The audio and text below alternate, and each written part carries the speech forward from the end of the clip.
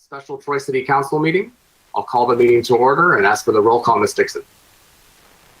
Mayor Baker? Here. Councilmember Abraham? Here. Mayor Pro Tem Brooks? Here. Councilmember Chamberlain Krenga? Here. Councilmember Erickson Galt? Here. Councilmember Hamilton? Here. Councilmember Hoderick? Here. All present this evening. First on the agenda is public comment. As a reminder, as long as we're meeting virtual, a public comment can be submitted either via email at publiccomment@troymi.gov or via voicemail to 248-524-3302. Public comment, as always, is limited to 3 minutes in total time. So I will turn it over to City Clerk Dixon for any public comment that came in this evening. Thank you, Mayor. We have 2 emails tonight. The first comment is from Chuck Shepard.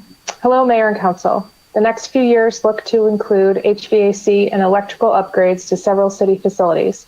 These systems are likely to be in service for the next 20 to 30 years, and given the rising costs of energy and the effect greenhouse gases have on our environment, I would like to encourage the city to create an energy action plan to promote long-term thinking when addressing these upgrades. It would be great to see the city conduct an energy inventory and benchmark building performance, then set long-term improvement goals to greatly reduce energy use and emissions.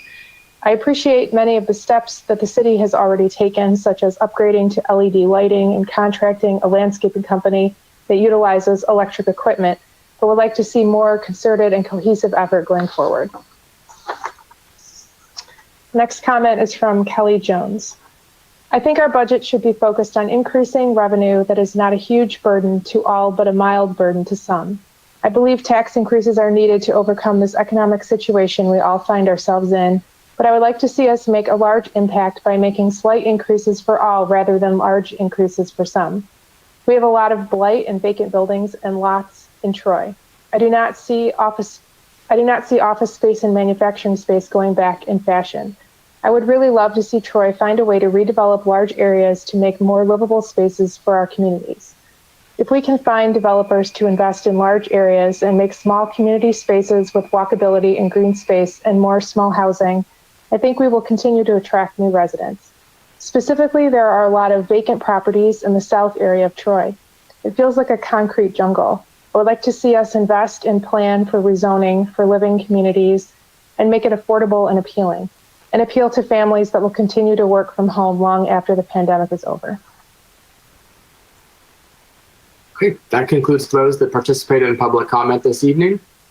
Thank you for staying on topic. Appreciate that. And will anyone on City Council or City Administration have any comments specifically to Chuck or Kelly this evening at this time? All right, just say thank you to both of you. And I'm sure some of the things that you brought up will be talked about, if not this evening, certainly in future meetings as we work towards finalizing a budget towards next year. So thank you for participating.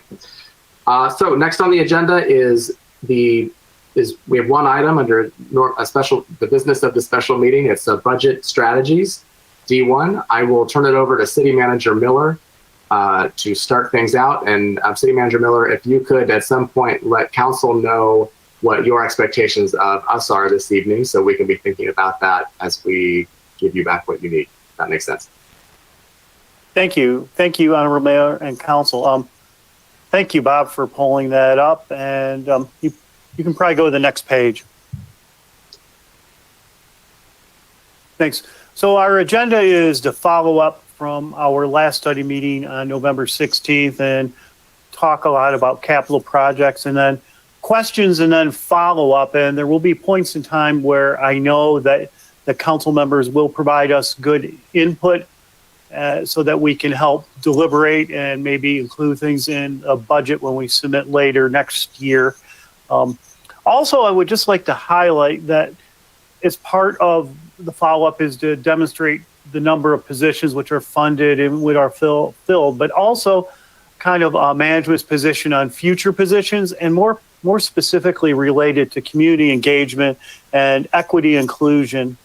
And obviously, we're going to go into great detail about capital projects, and I really want you to highlight the process in which our staff takes.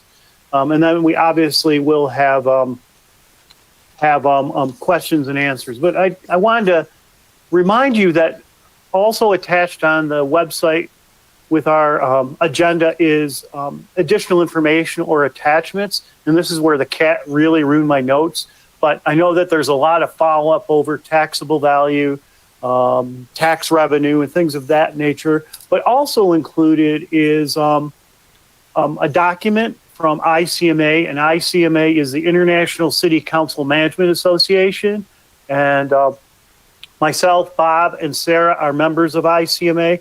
And ICMA is an organization primarily made up of city managers and management types, but also department heads.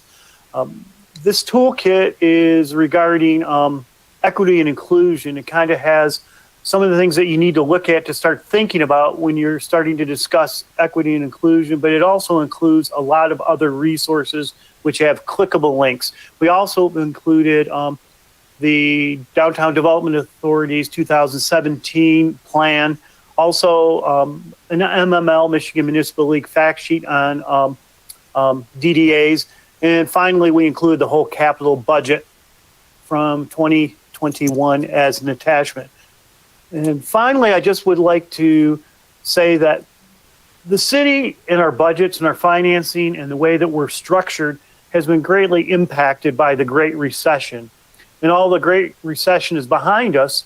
We had a fair number of cuts, and we've increased in some areas, but a lot of it was reactionary back in the day. And you'll actually be able to quantify what happened, and you'll see where there were lots of cuts made, and then correspondingly a lot of fund balance, which you'll also note in this session. You'll see that fund balance is slowly being eroded.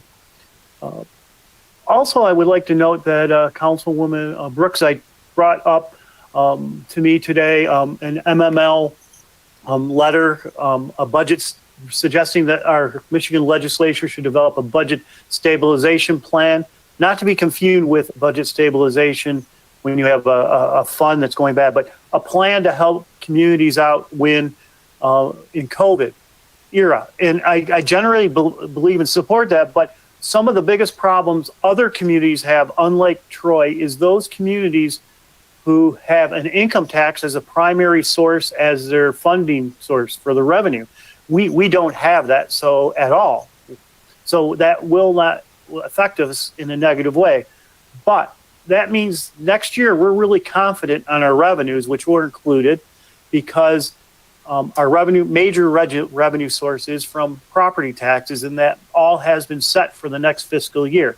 Now, Rob Melzek, our Chief Financial Officer, and Nina Lucaria, our Level 4 City Assessor, are looking at future years on what will happen. But how much property tax values will fall, we don't exactly know. And will that affect taxable value? We don't know yet. But be rest assured that we are really trying to keep our eye on that. But remember, we're okay the next fiscal year. It's just those later years on. And finally, I just want to thank all the staff members who are presenting today. They do a fantastic job. They're going to show the lot of effort and planning and the process we go to develop how we're going to spend our capital dollars and what capital needs we have. And then, of course, there's a lot of staff behind the scenes who don't attend these meetings that help out, and I really appreciate that. With that, I'll go to the next slide, Bob. And we're going to start talking about the follow-up from the last study meeting. And Bob is going to take that over from slides 3 to 10. And take over, Bob. Thank you. Thanks, Mark. Wanted to kind of quickly refresh your memory of some of the things we talked about 2 weeks ago. So this table shows the city's total taxable value from 1999 to 2020. And the orange line shows that after adjusting for inflation, we're on a downward trend and haven't recovered from pre-recession levels. So we talked about taxable value and tax rate being, two parts of the equation, and tax revenue being the product of that. So here you see tax revenue from that same period. The orange line on top is adjusted for inflation. And again, we're not even back to unadjusted pre-recession levels, much less pre-recession tax revenue adjusted for inflation, and again on a downward trend. This is the same information. Let me back up for a second. So the one titled tax revenue, this includes operating and capital tax revenue, so those two millages. And as you know, 10 years ago, voters approved the first library millage. So even when accounting for that library millage revenue on this slide, you see that the top line adjusted for inflation still below pre-recession levels and still on a downward trend. So as Mark said, there's a lot of things that we don't know about the future. And this fiscal year that's coming up, that'll start on July 1, 2021, things are beginning to come into focus. We talked 2 weeks ago a little bit about the inflation rate multiplier. That number is published in October every year. We know it's 1.4, so that's going to be used in Headley calculations, and that is the amount that a taxable value of individual parcels will go up next year. So if you owned your home this year and didn't transfer it or anything, then your taxable value on your home is going to go up by 1.4%. We know since the library millage just passed that we have a projected total millage rate of 10.0385 mils. That's just 0.4% greater than last year. This would be the first time in several decades that there won't be a debt millage on the tax bill in Troy.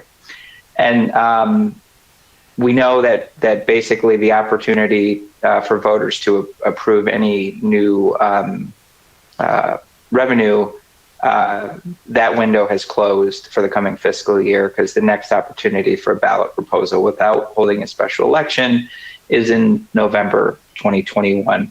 So these things are helping kind of bring the fiscal year 2021-22 into focus. Now, this is a new table, a new chart, financial trends, one that we put together to help answer some of the questions that came up during the last meeting. So the orange line is unassigned general fund balance, and you can see that it was kind of bobbing along at $10 million, but during the recession, it actually went up to $24.9 million. And then if you look at the kind of light blue or teal line, that's operating expenditures, and you can see they're basically kind of a mirror image of each other.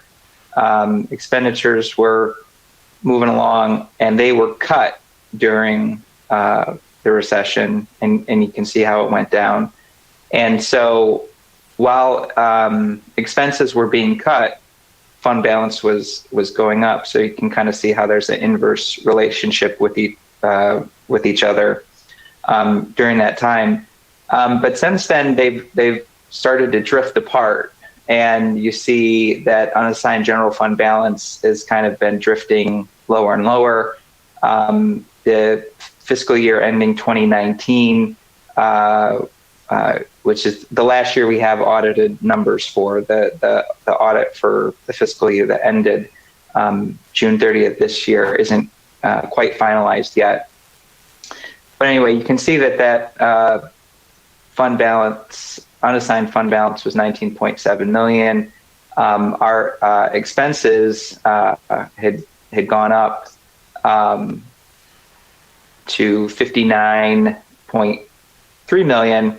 And so, which brings us to the line in the middle, the blue line in the middle. It's unassigned fund balance as a percentage of operating expenses. And this is the number that our fund balance policy is based on. So you can see during the recession, when we were cutting expenses and general fund balance was increasing, it spiked all the way up to 53%. So the city had a lot of money in reserves at that time. But as the recession ended and spending started to go up again. The fund balance has crept down. It's 33% at the end of the last fiscal year. But everything else staying the same, basically, if we maintain the status quo, we can see that our own budget projections in the next 3 fiscal years show that unassigned general fund balance will go down, and as a percentage of expenses will go all the way down to 13%, which is far below our policy range of 20 to 30%. So long story short, while we're in good shape currently at 33%, and I think this next audit, when it comes out, will show that we're still in that neighborhood, without decreasing expenditures or increasing revenues, it doesn't take very long for us to get off track and for fund balance to dwindle and get much further below what we'd like it to be able to smooth out rough spots like the potential rough spot we're going through now with the global pandemic. Bob, I'm sorry to interrupt you. Can you go back to that slide for one quick second? Yeah. Can you remind me and all of us what our stated policy is for percentage of fund balance? I know it was changed just before I got on council, but what is it that our goal is for a percentage of unassigned fund balance against our budget? I asked Rob that earlier today, and I don't remember what he said. Rob, what's our fund balance policy? 20 to 30%. Okay. 20 to 30%. Yeah, that's what I thought too, but I didn't want to tell you the wrong thing. That seemed right. I think I saw Councilmember Hoderick mouthing that as well, but for some reason it escaped me. My other question is, and I'm putting the cart before the horse, I'm sure, but I see about $10 million in budget increases over the next 3 years, which looks like it comes directly out of the fund balance. I'm assuming we'll talk about what that is, why that's necessitated, and why we've created this picture, because that seems, I don't think we've increased the budget by $10 million over 3 years in the past, looking at this chart. So I'm hoping that we get to that and we can talk more about that, because that's an alarming chart there at the end. So just and this is based on the 3-year budget.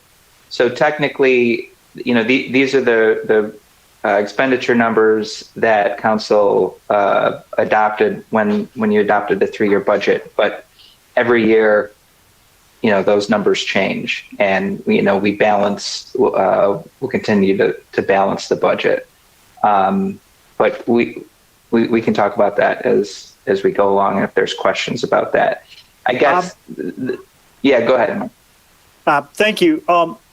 We'll be able to look more closely what those increases are, and hopefully Rob can help out. But they're related to that. Rob and I have had very serious discussions about what else is happening here. And when I'm done, Rob, feel free to chime in because this is your expertise. But what you're seeing here is that our budget is relying on fund balance to balance the budget. So what we have is a structural deficit, and I might not have the exactly correct term. So what we're doing is we're relying on our fund balance to balance our budget every year. And it looks like over time that opportunity is going to diminish and go away. And anything you can add to that, Rob, thank you.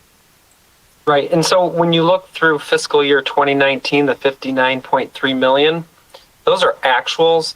And so the next 3 years out are budgeted.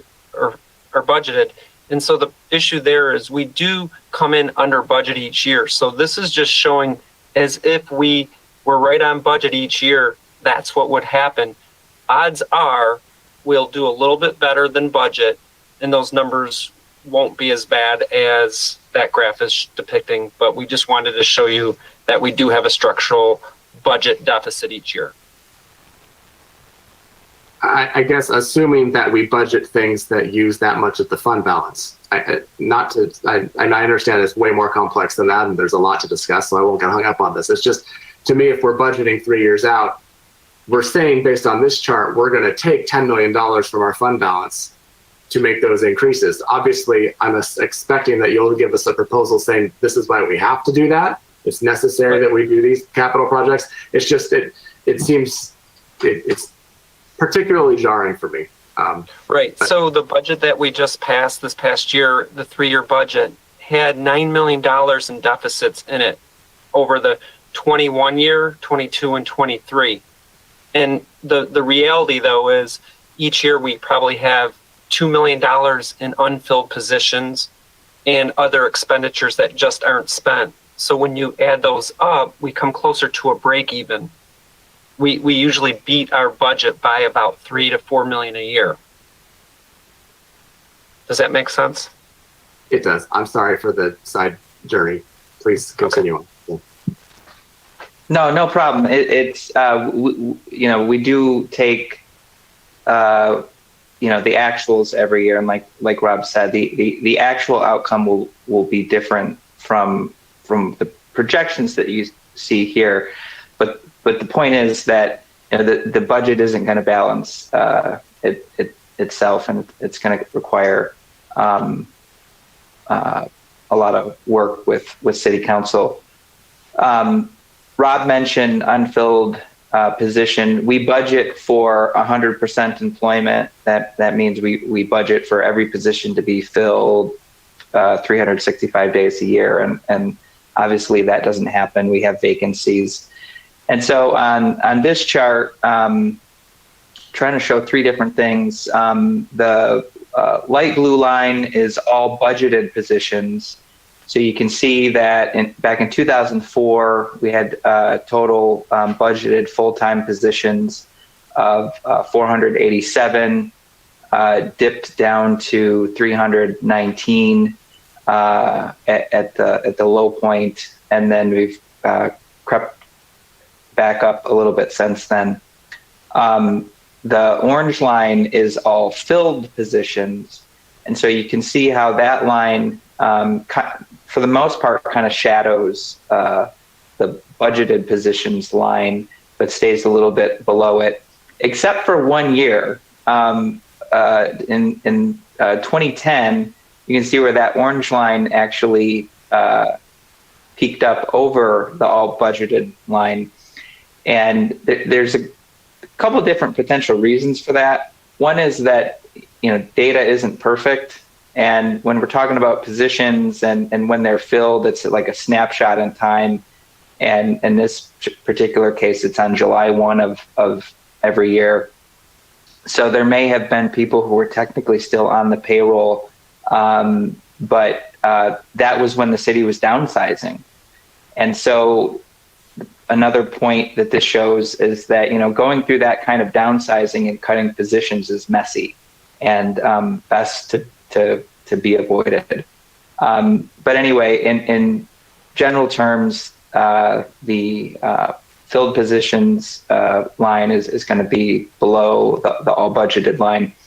And then I've got police budgeted positions on here as well. And you can see the numbers on the right axis. But in 2004, it was 194 positions, got down to 146 in 2012, and again has crept back up a little bit since then. But overall, you can see that during this particular period, the trend line is going down. And this is, something that we'll have to watch closely moving ahead. So, key takeaways: taxable values trending down. The tax rate is basically flat, so that means tax revenue is trending down when adjusted for inflation. City staffing has been trending down, and so if we want to talk about new programs and services in the future, those will require new revenue in order to support them. So on slide 11, I'm going to hand it back to Mark. Thank you, Bob. So I'm going to talk a little bit about new positions and perhaps some needs, but I want to tell a quick little story. Back in 1987, I got married, and my wife was working at the Cleveland Clinic. So I had to quit my job as a planning consultant and move down to Cleveland Heights, Ohio. And I was a finalist for a permanent real position for the City of Cleveland Heights Planning Department. I did not get the position. However, they did give me some part-time work during the summer, which was good, doing a parking study. But the person who got that job was laid off in about 12 months after being hired. And I can tell you that I've had many conversations with Rob Melzek, our Chief Financial Officer. The last thing I ever want to do is create a position and not be able to fund it down the road. I want to be rest assured that that is a stable position. There's nothing worse. It's not good for the organization, and it's horrible for the person who takes that job, which is eliminated. So let's go to last year's budget, and we added a few positions to our budget. 5 of them. We obviously had COVID come in and affect us. We made a decision to only fill the library marketing coordinator, and that was a little different situation because that was a job share, and it was taking a person and dedicating it to either the library or recreation, and then hiring a new person. And then we did hire a police lieutenant, but we have not filled a police officer position, recreation supervisor, and a planning position in the planning department. And we're still cautious about filling those or even budgeting those going forward because they're unknowns with COVID. So then we fast forward to planning for our next budget coming up. And there are 2 very important topics, one which clearly has been identified by City Council. And I will tell you, some staff believe that we need better high quality community engagement. And so the issue is, how do we do that? Do we add positions, and do we start to get creative and get a consultant? This is where we start to need to have input, because we're gun shy about adding positions to this budget. Then another very important point is topic that I really wanted to use this study meeting to talk about in greater detail. It's an issue which really has not been discussed seriously at the City Council level, and that's equity and inclusion. So over the past few years, like a good professional, myself and other staff members read their professional journals. And one of the things that we have noticed is that, and once again, this is more targeting at municipal and local government, that communities are responding to equity and inclusion. And if you had the opportunity to review the attachments, there was the ICMA's toolkit for equity and inclusion. Communities are doing this in a wide variety of ways.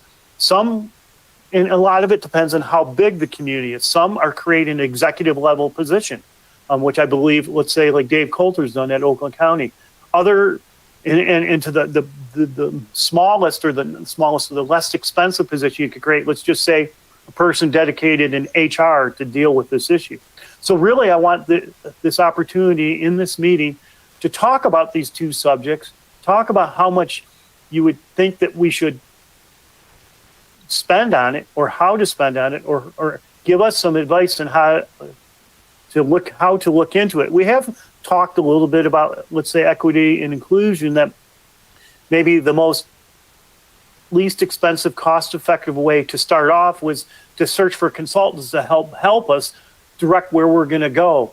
But this, and then do we want to develop a plan? So these are some of the things that we need input back from council so that we can kind of digest and come back and propose in the budget and try to tackle these issues. Next slide.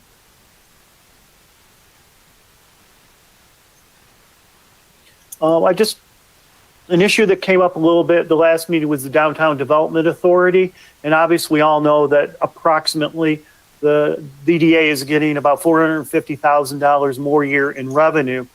And we did in the attachments provide some backup data about the DDA, about the laws related to the DDA.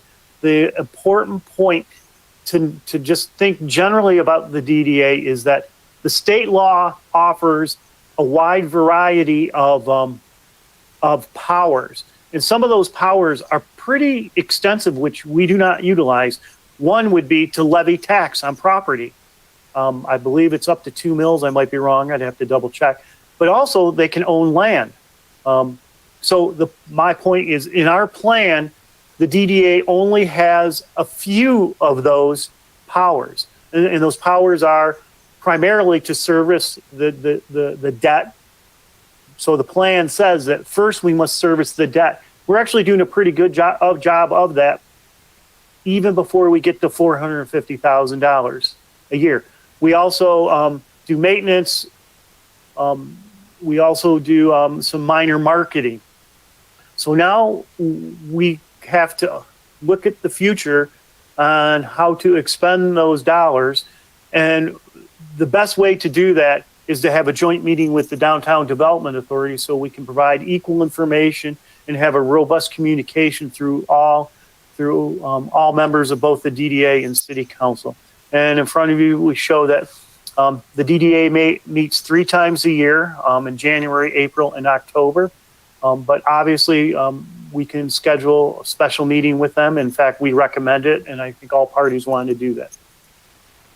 Thank you. Next slide. So we're moving into where we have staff present their budget expertise areas on capital projects. And the key I want you to sort of get from this is that we have a lot of capital needs.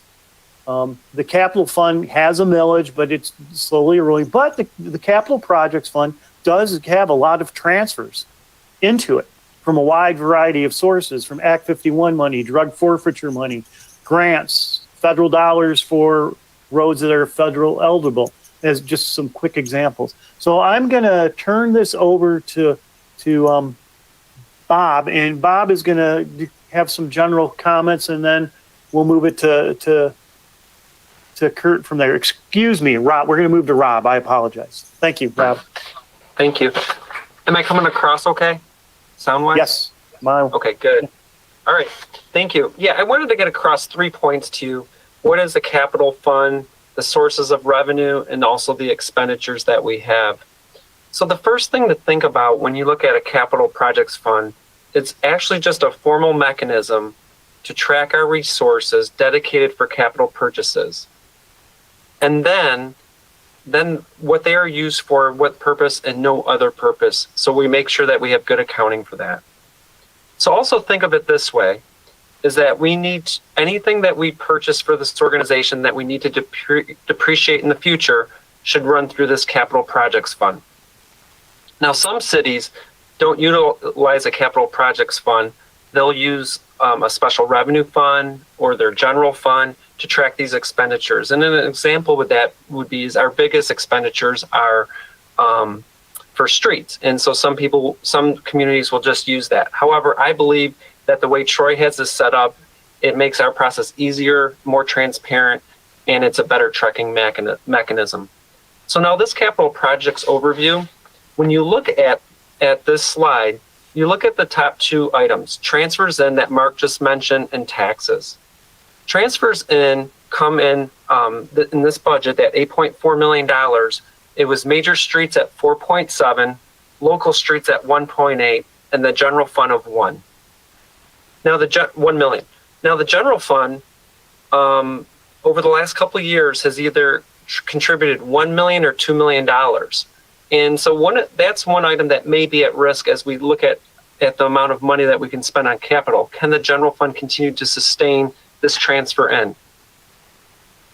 When you look at taxes are $7.1 million, but we actually spend anywhere from 16 to 20 million a year on this account.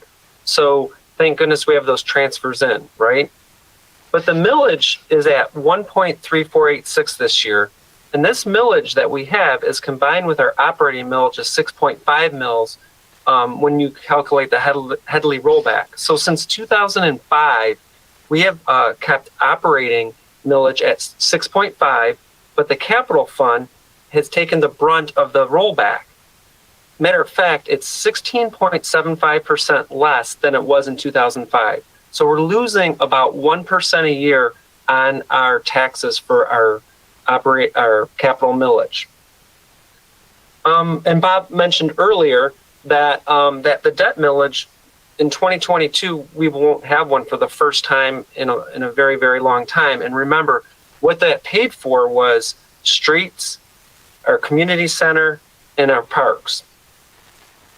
Now, I know that we've driven this point home over and over again about the Great Recession, but since 2010, which was the first year before our library millage, we now are 6.3%. Our millage rate is 6.3% above what the 2010 millage rate was incomplete for the city.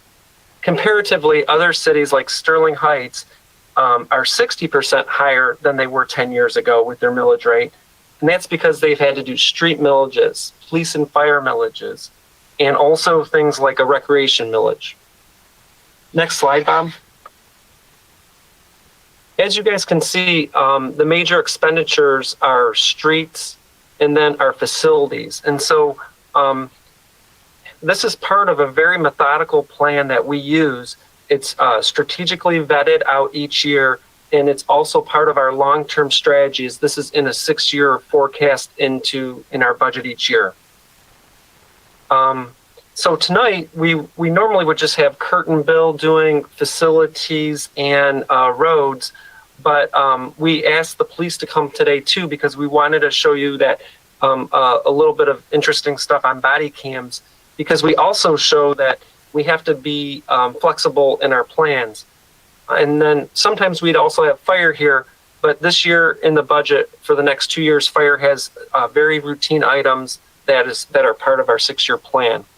So I'll pass this over now to Kurt to talk about land improvements. Good evening, Mayor and Council.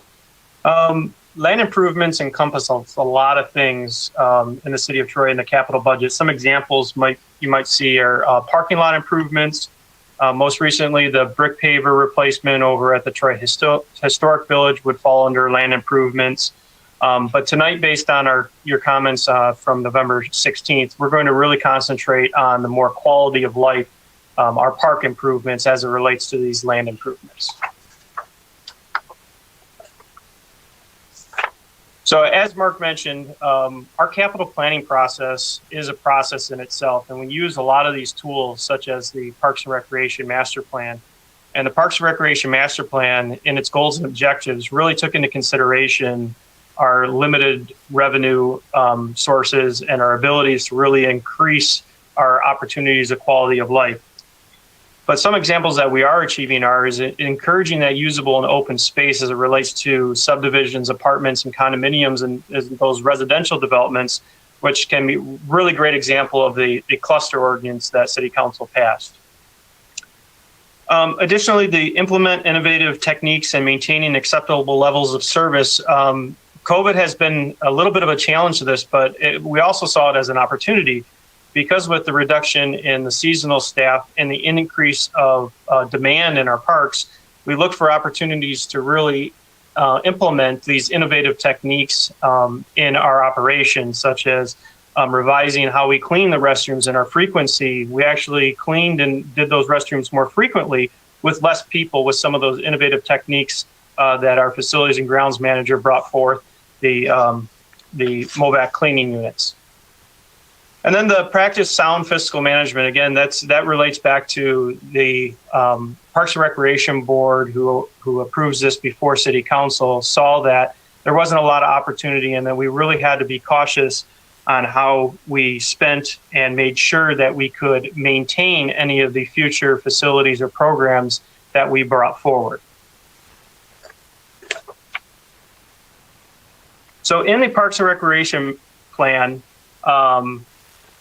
there was an action plan, and this action plan is something that we look at and use as a tool and how to move forward in the land improvements and specifically the parks. Some examples that were out of that action plan that we've looked at are safety surfaces. Council has approved several parks to rejuvenate the safety surfaces to turf, which we've received a lot of positive feedback from constituents on how happy how those surfaces increase the playability of the play structures and how they're cooler in the summertime and so forth. Trails and Pathways, I think everyone knows my passion with Trails and Pathways, and we just announced the opening of segment 2, so we'll continue on with that. And that was also an important point that was brought forward in the survey done through the Parks and Recreation Master Plan, that our constituents still want to see those passive recreation opportunities. The public-private partnerships, we see that most recently at Huber Park. We're taking advantage of that opportunity and recognizing the opportunity for volunteers, but also recognizing that those volunteers need to perform these tasks safely and responsibly. So making an easier way to volunteers can participate in those types of activities. Next slide, Bob. Thank you. So just to highlight some of these land improvements that are coming directly out of the resource, the Parks and Recreation Master Plan resource. In the 2021 current budget, we're expending almost $2.4 million on land improvements. Again, Trails and Pathways, the play structure at JC Park Council will be seeing that come before them shortly in the next couple meetings to approve that play structure. Tennis courts is another thing that we saw out of the Parks and Recreation Master Plan, that people wanted to see these facilities kept up, and Bowling Park hasn't been done in quite some time. I was actually astonished to see that the lights to the tennis courts were on just a week ago, so people were taking advantage of the warm weather and using those tennis courts. Skate park parking lot, I know we've discussed that a lot in the past, the vacant parking lot left over from the old Troy High School that abuts the skate park. I'm going to be excited to bring you a proposal in January that we're working with a consultant on to make that a more usable space, incorporate that into the Civic Center complex. And Firefighters Park Pathway, Council approved that community development block grant project about a year ago, and we'll be moving forward with that as funding becomes available through the federal program. And that's just this year. And then next year, again, we see those Trails and Pathways, updating play structures, Safety Town area. Safety Town is a program that the Recreation Department offers that they used to host at the high schools. As some of you may know, the high school's relationship with the city has decreased over the last couple of years as they've had to tighten their belts on the programs that they offer that are not school related. So we're looking for an area to host that Safety Town outside of the Troy School District, and that would be a capital improvement to be able to do that. Sylvan Glen Lake Parks, you'll see in both 2022 and 23, and we'll talk about those in the next slides. So this is right out of the the master plan, the Parks and Recreation Master Plan. This is a concept that the master plan contemplated, and it contemplated it because it came after the Green Space Subcommittee's recommendation that they believe that this is the park that the city should concentrate its efforts on. They saw that this provided the most opportunity for residents, and it was probably one of the more underutilized parks in the city. So as you can see, it suggests a parking lot, restrooms, a pier for fishing, some land improvements, a play structure, and the like. Next slide, please. And as we zoom out of that concept, you can see that phase 2 Trails and Pathways as it goes through the park, which again was part of the Parks and Recreation Master Plan and the Green Space Subcommittee, which is one of the reasons why we concentrated our efforts in Sylvan Glen Lake Park.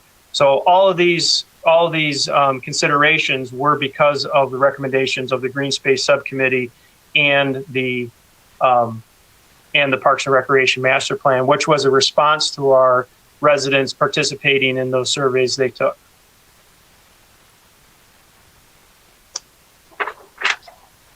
So that's land improvements. And another, as Rob presented, another big piece of that pie are building improvements. So as we look at the building improvements, most recently, as the Facilities Department became under the Public Works Department, before they were kind of a standalone department, I quickly recognized that they didn't we didn't have a good plan in place. We were very reactive. We were not very proactive, except for our preventative maintenance. But when it came to the structures of the buildings themselves, the HVAC units, the electrical, we didn't have a good plan in place. Next slide, please. So in February, staff and our consultant presented, February 2019, staff and its consultant gave City Council a presentation that outlined the assessment of all 59 facilities. This was a great tool to start our planning process, to look at our facilities and plan not just today, tomorrow, but it would give us the ability to plan out 5 years and to be able to predict some of these large capital improvements that are needed. So the first time we used this was in 2021's in the current budget. I do want to say that although it covers a lot of information, it is a tool, it is a resource. It's not going to predict everything. The same as if you were to hire a home inspector for your own house, things come up that are not predictable or things decline faster than they were predicted. But it does provide us a great resource and a great tool. Next slide, please. The facility condition assessment, it did say that the bones of our structures are good. They do need some rehabilitation, but the actual structures themselves are going to stand for many more years to come as long as we invest this capital money in. So this slide represents, almost $14 million over the next 5 years that the plan says we should invest into our buildings to make sure they continue being sustainable. And sustainability was important in the plan as far as its carbon footprint.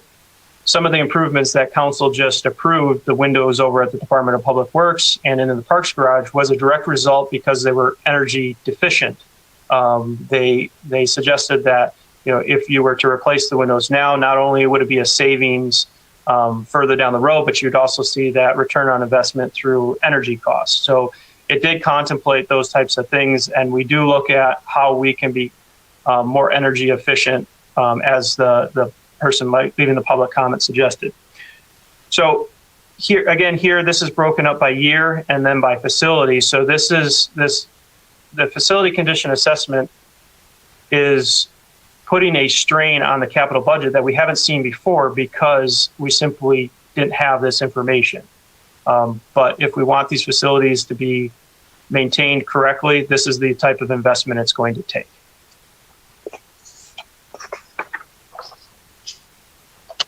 And some of those notable projects out of that $14 million in the next 5 years, you can see it's not structural things. It's more mechanical. It's HVAC units. It's roofing. It's exterior repairs to make sure we have the longevity out of the building. And I mentioned in that land improvements, that parking lots was part of those land improvements. And I mention it here because it was taken in consideration with the facilities condition assessment that it is proposing $250,000 a year to invest in the parking lots themselves as well. So it took the exterior of the buildings in consideration as well as the interior. And with that, I will turn it over to Bill for major roads. Good evening, Mayor and Council. I was asked to talk about major and local roads, and more specifically, how we go about selecting projects and how these projects end up in the budget in our 6-year capital improvement plan. Next slide, please, Bob. What you see on your screen is a budget map. So this is from the actual budget document showing locations of projects included in the 6-year capital improvement plan for major roads. Next slide, please, Bob. And then the next 2 slides show the 6-year CIP funding, similar to what you saw in the buildings. So we program out our projects over 6 years, and they are all included in these two pages. These ones look a little different format than what's in the budget document, but same information. Our major roads carry the highest volumes and distribute traffic between the various residential, industrial, and business districts of the city. They provide for traffic movements into, out of, and through the city at moderately high speeds. The city of Troy is responsible for the maintenance of approximately 57 miles of city major roads, with 25 miles being typical major mile roads like Waddles or Square Lake. An additional 32 miles of roads are classified under Act 51 as major roads, but are nominally termed industrial roads by the city and are funded within the Major Road Fund, such as Bellingham, Kurtz, and corporate. Projects in the Major Road Fund generally fall into two categories: reconstruction and widening, or maintenance. Reconstruction and widening projects are budgeted when federal funds become available. Federal funds typically provide up to 80% of the cost of these improvements and are typically used for capacity or safety improvement projects. These types of projects provide for improved traffic flow, safety for motorists and pedestrians, as well as improvements in access to property. Most of these projects have three distinct phases and are budgeted accordingly to provide for design, right-of-way, and ultimately construction over multiple years. An example that's included on the previous slide, if you want to go back to that one, Bob, is Rochester Road, Barclay to Trinway project. It's funded over several years, and that's because we're currently in the preliminary engineering or the design phase. We will be obligating the right-of-way phase in 2022, where we acquire the necessary right-of-way and easements for the project. Construction phase is funded in 2024, and we anticipate starting construction in the winter of 24-25. Maintenance projects are generally funded entirely with city funds, and as such are smaller scale projects. Funds budgeted annually for maintenance activities include concrete slab replacement and asphalt pavement overlays. These fixes provide for an improved road surface as well as increased life cycle for the pavement. Maintenance activities are typically completed in the year that they are budgeted. The 6-year CIP allows for us to program funds for needed projects, but also allows us to be nimble enough to change or move projects if needed, such as when the I-75 project went from a 20-year plan to a 2-year plan. It also allows us the ability to seek out and secure outside funding. Our number one goal is to use other people's money to fix our roads, whether federal, state, county, or even in other local agencies. We seek out those opportunities so that we can stretch our dollars to the greatest extent possible. For example, the Road Commission contacted me about federal funds that were coming back to them from unused earmarks and some other federal dollars, and if Troy would be interested in matching funds to repair county roads in Troy after I-75 was complete. My response was absolutely. What this means to us is about $9 million in concrete pavement repairs on sections of John R., Livernois, DeQuinder, Big Beaver, Maple, Crooks, and Long Lake. The Road Commission has also offered to provide the design work and the resulting construction engineering at no cost to the project, which amounts to about a $2.2 million contribution by the Road Commission with no match required from Troy. So the total project will be a bit over $11 million. Of that, Troy shares about $1.7 to $1.8 million.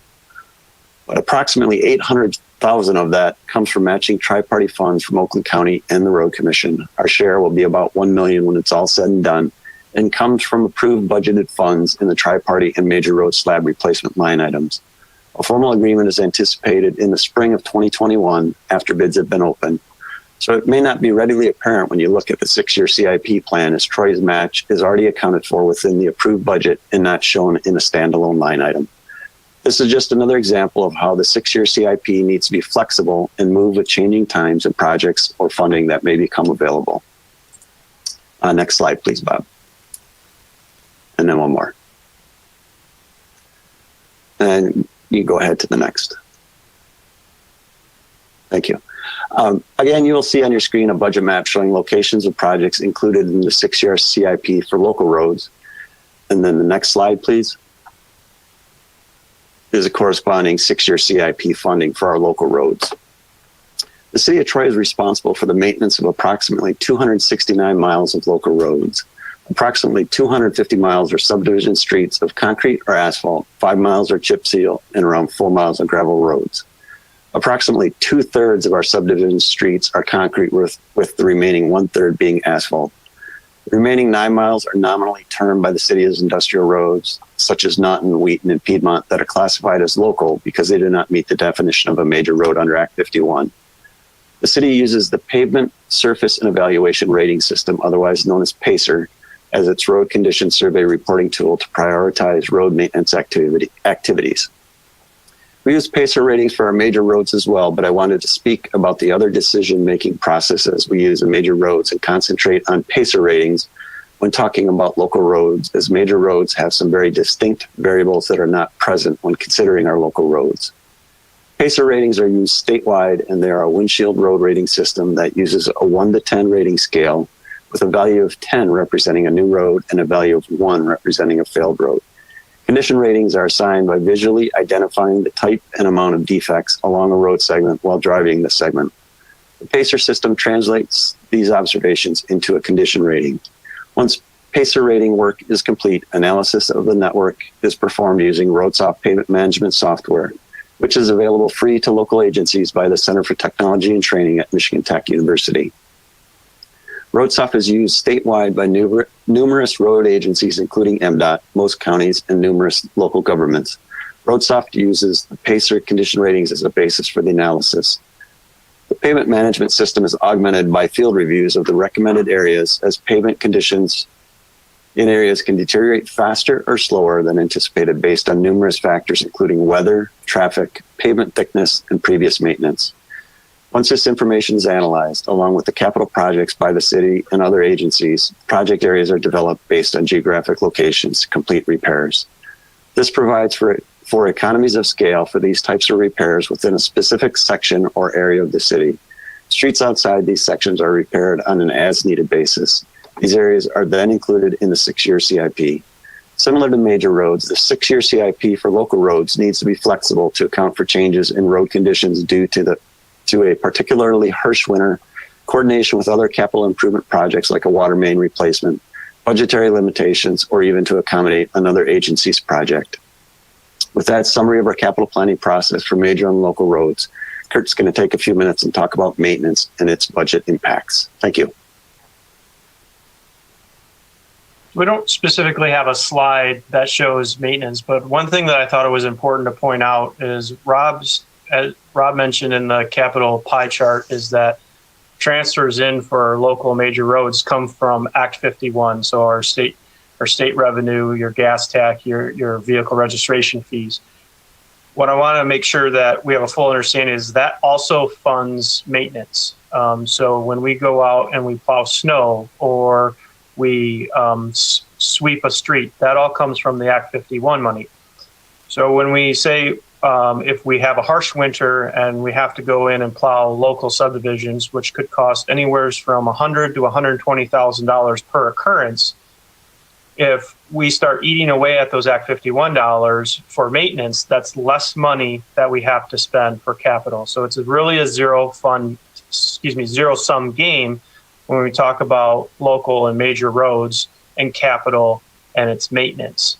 Of course, unless we decide to have general fund dollars help support those services. And speaking of snow, the county roads, we do the county roads, and we'll likely be doing them tonight. A little too soon for me, but we'll be out there tonight. The county does pay us what they would spend on those county roads. If we looked at 10 years of history, 9 of those 10 years, we spend more than what the county would give us. However, those are Act 51 eligible expenditures. So even though they're not our roads, because they're spent on a major road, they're still eligible for Act 51. So that maintenance that we spend on those county roads, again, are decreasing the available funds that we could be spending for capital. Thank you.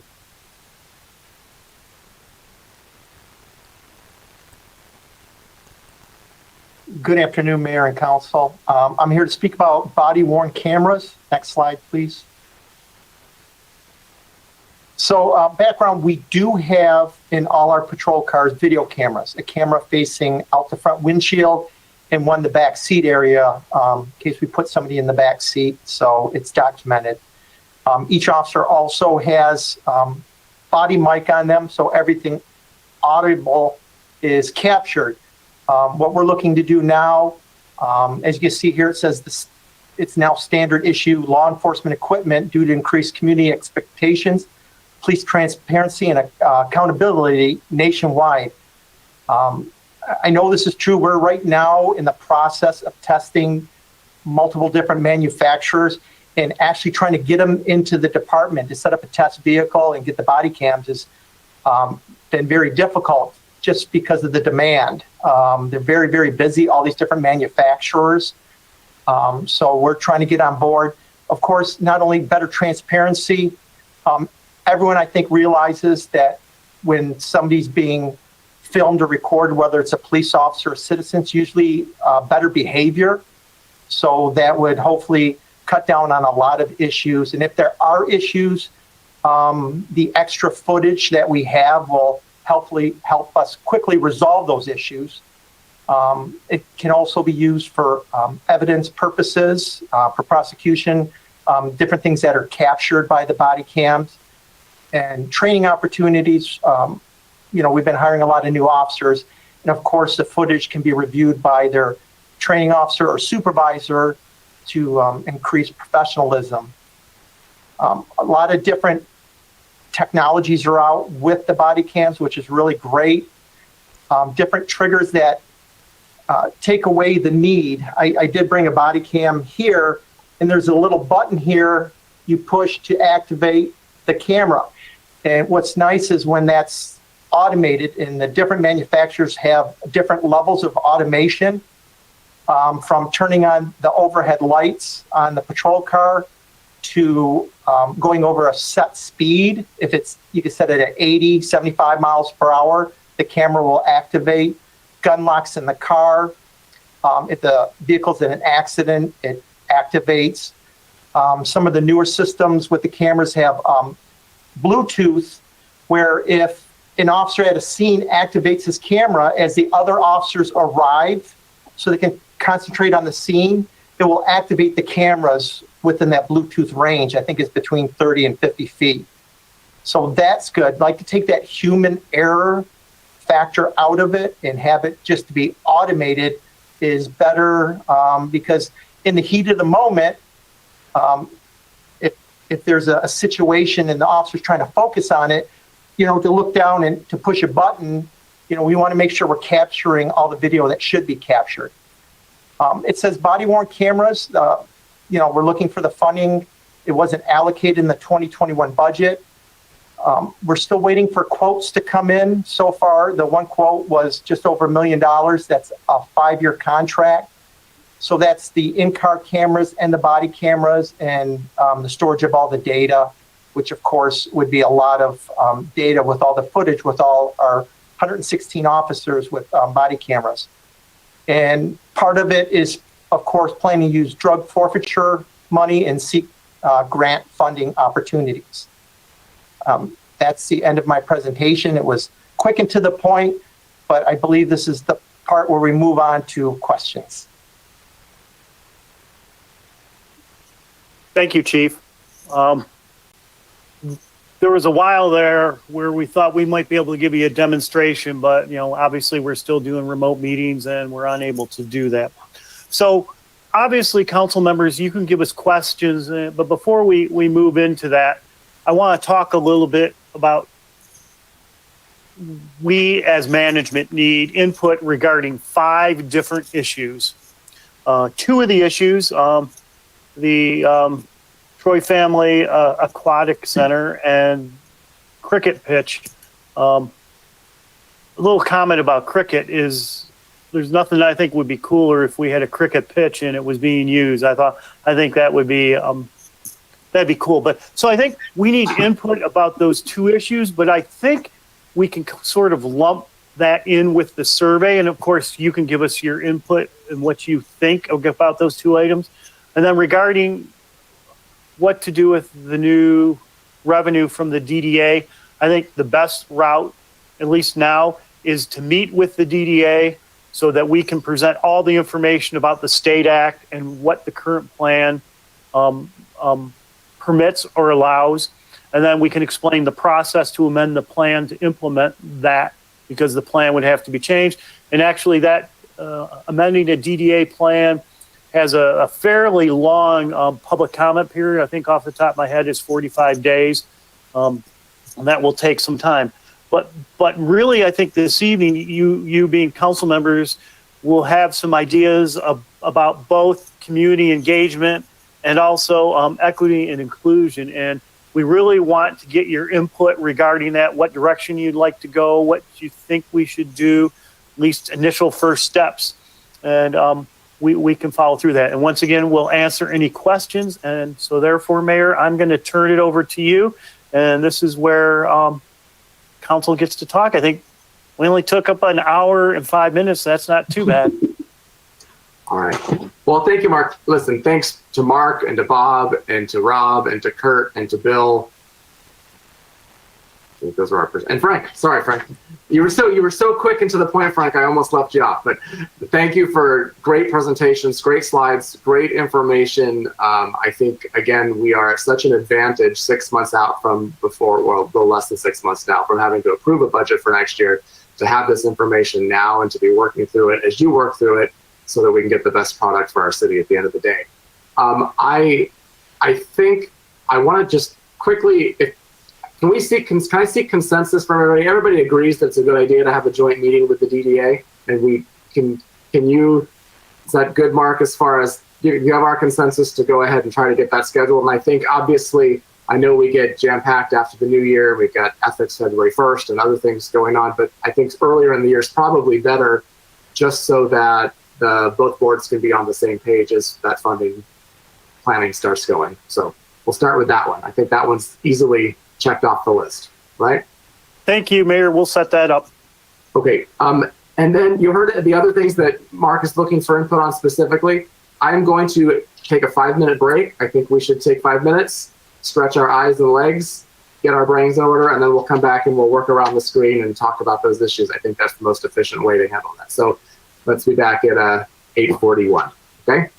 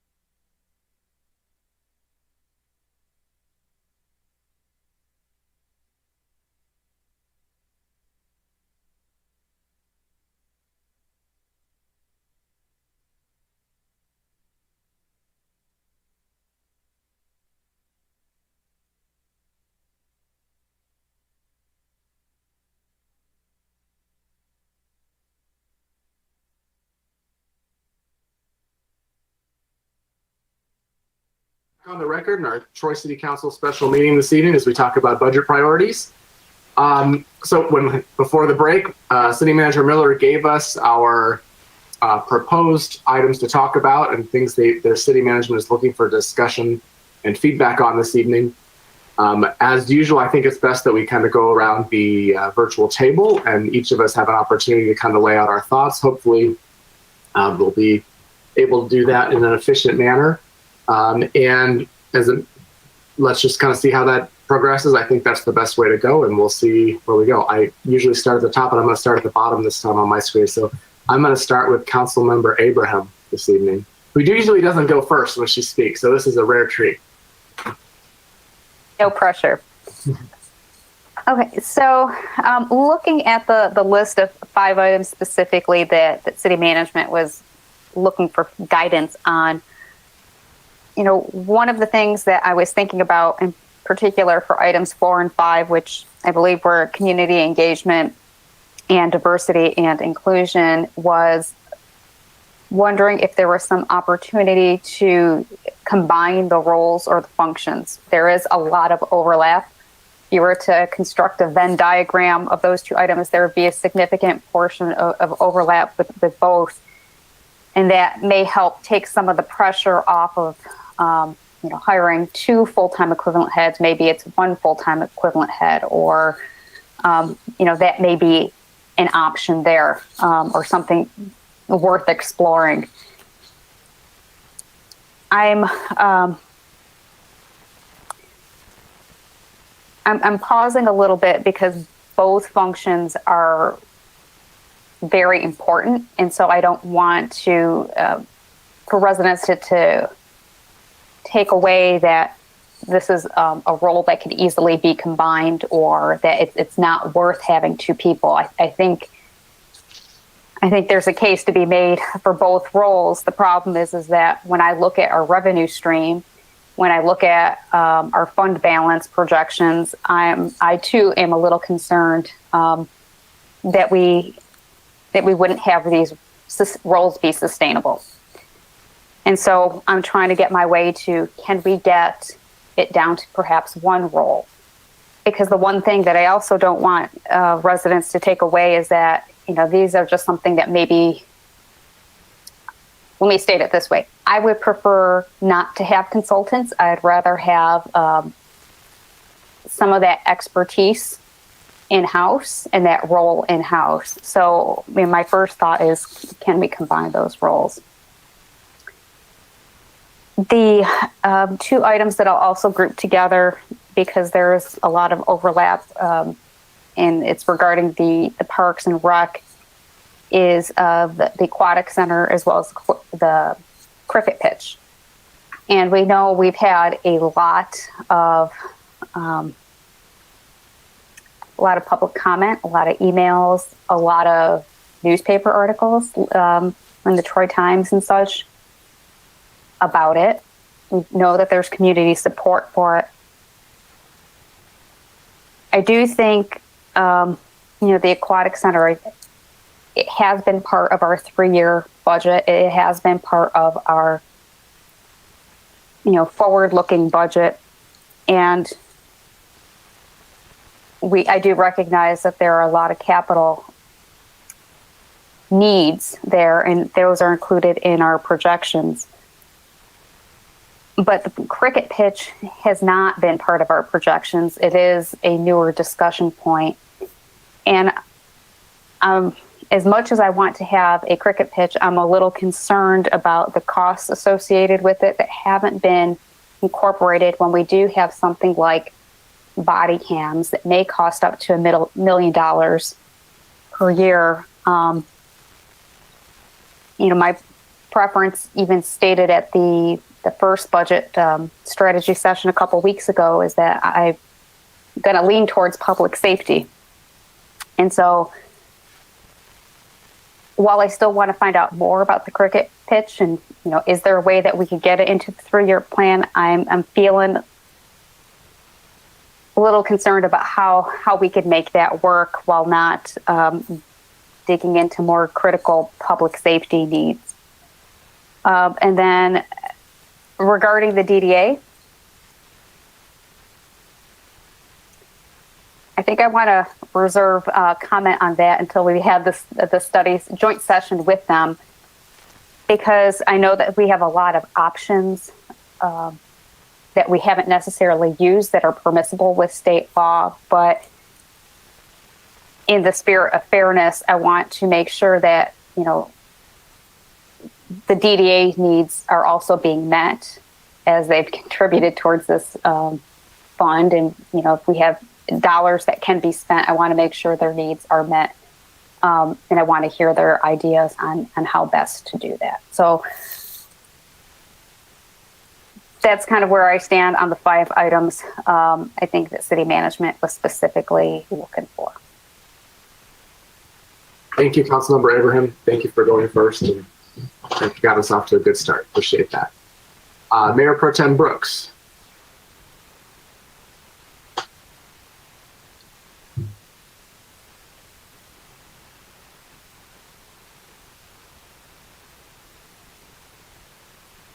If history is any guide, her sound will catch up in a second, and then right after she says, "Can you hear me?"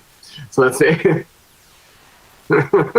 Let's see. Extremely helpful and informative, and really helps to talk. Can you hear me?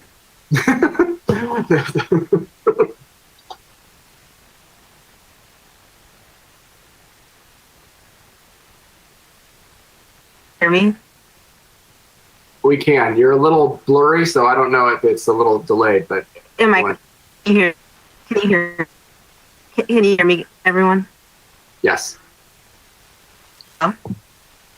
Hello.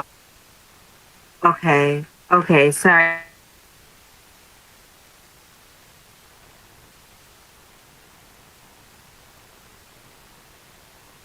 Budget, everything. First, center and the cricket field. Hey, Teresa, if you can hear me, I'm going to ask you to pause because it's not coming through very well. So let's go on to Councilmember Chamberlain-Crianga and see if you want to maybe if you want to try something to get it to see if it will work, because I'm not sure. Traditionally, you come back much quicker and it's fine, but it's not fixing like it normally does. But obviously, we want to hear what you have to say. So let's maybe you could do some IT work on that for a second. See if there's any thoughts. Maybe what if you tried turning off your camera for a second? Sometimes that works. Uses less Wi-Fi.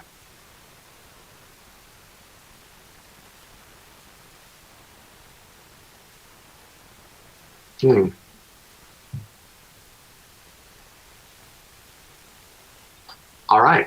Well, why don't we, I feel like, oh, that's it. There we go. Let's see.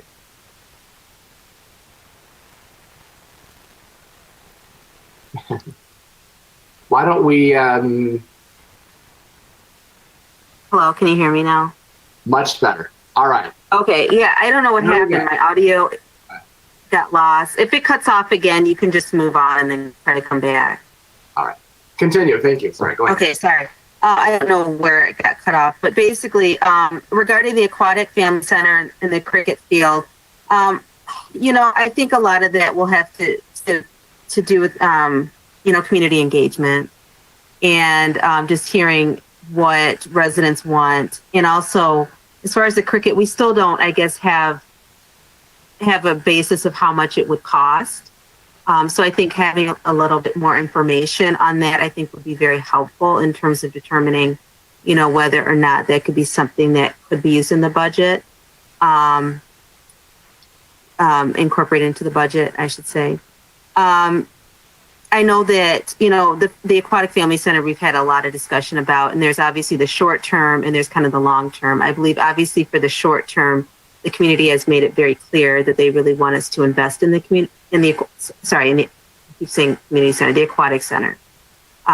They have made it clear that they want us to invest in the aquatic center. But I don't know, as a long-term investment, that's something I know that we still have to discuss more and try to figure out maybe a better long-term plan for the aquatic center. I also agree with the DDA as far as the joint sessions. I think would be very helpful in terms of how we can best, utilize those extra funds. So I kind of defer to that as well for when we can kind of discuss with the DDA how to utilize those funds. Now, as far as the community engagement and the diversity, equity, and inclusion, obviously that's very exciting to me. I think that I've also, kind of considered different ways of doing it. I've tried to look at different communities. I know that cities like Kalamazoo recently hired a DEI coordinator as well, and a lot of counties are doing it. Like obviously Oakland County, and there's a few other counties that are doing this. I agree with Councilmember Abraham that it's a possibility to potentially combine the two roles into one. Maybe that would help to reduce some of the cost. I've also considered, whether or not it would be beneficial to have a more of a consultant role until we can ensure that we can bring somebody on in a full-time position. That is a possibility. Because, looking at the long-term budget, it is concerning to me when I see how the fund balance is really falling off and our expenses are going in a totally different direction. And that is not, that does make me concerned. So, but I really think that having a community engagement and DEI coordinator would be so helpful, and I do think that there's such value in having these roles in our community. So I'm kind of stuck a little bit because I definitely see the value in having this position, and I definitely support it. But I also want to make sure that it makes sense from a financial standpoint for our city as well. And, the long-term outlook doesn't look that great when you look at kind of the graphs.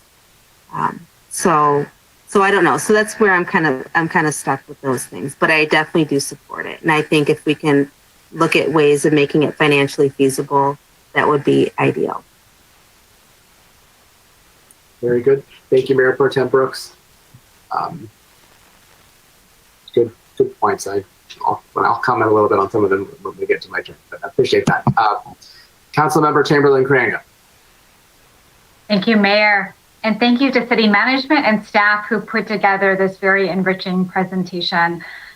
It is very enlightening to see that taxable value and revenue, they're trending down, but our expenses are trending up and our fund balance is whittling away, which raises other questions about that policy and what might need to be amended down the road.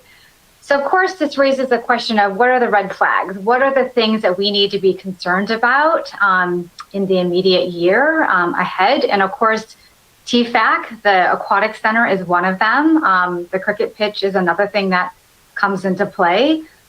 When it comes to TFAC, I think where I stand is I'd like to explore a couple of things. I think the first one is just having an initial conversation with our DDA around different opportunities and see if there's anything that could be a good partnership moving forward on that. Of course, that doesn't solve any long-term issues. That's something that I think we're going to have to look at other revenue options down the road. I think after we get out of COVID, maybe three years down the road or so. But in terms of what's ahead, another thing that has crossed my mind, and that was in the Recreation, Parks and Rec Master Plan, was around public-private partnerships. And I know that that was something that was brought up in our conversation regarding the TFAC. And I do admit I have a hard time understanding what would that look like. I understand in the context of golf courses with Billy Casper, now Indigo, what that looks like. For a pool, I'm not quite sure that I'm certain what that would be, because I'm very happy with the team that is managing that. So I don't know what a PPP in this context would look like, but would welcome some input from management around that. So I think those are, because yes, it is, residents are clear. They want us to do what we can to be able to preserve TFAC. and do what we can to keep it afloat and really support it in the next couple of years, and to see after we come out of COVID in a number of years if there's something more we could do to provide it resources.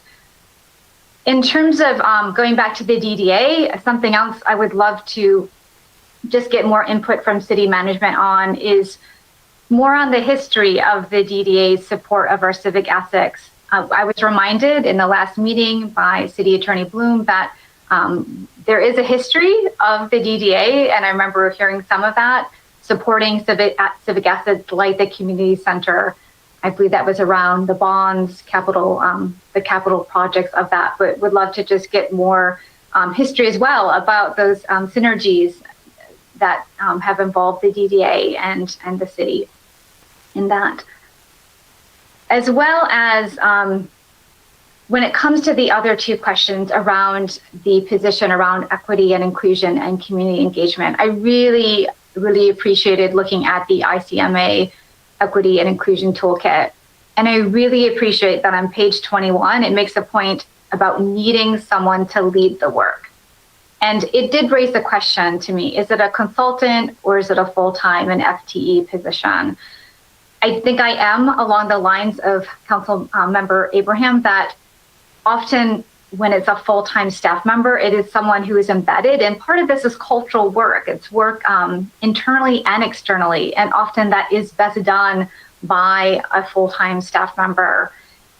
And I also, like my colleagues, I think I'm very open to the idea of those two positions melding together, because we do have such a diverse community. Anyone who would be doing community engagement work would be someone having to engage the diversity of our great community. And so you would need to have that lens to be able to do community engagement well in Troy. So I do think that there are great synergies around that being together. I do think that it is something that if we needed to consider in terms of any red flags for this next year, because we've made it clear we want things to stay stable in terms of our spending, is if it needs to start as a consultant for a year or two, a consultant that would experiment with this kind of mixed position, and to see if we're right in that it is a sort of connected workflow, and that if it then makes sense to kind of bring that on board in a couple of years, I'm open to that, because I want to do what's fiscally wise for the city and to move in good gradual steps.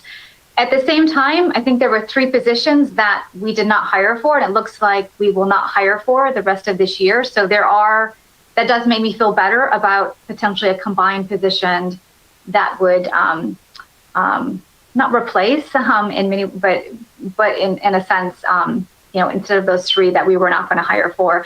And one of those, I know the planning specialist was someone who was going to do a lot of community engagement. So I would really hope that this is a position that can partner with our Troy Police Department, partner with planning, really be embedded across the organization. And again, a full-time position can probably really best do that across the organization.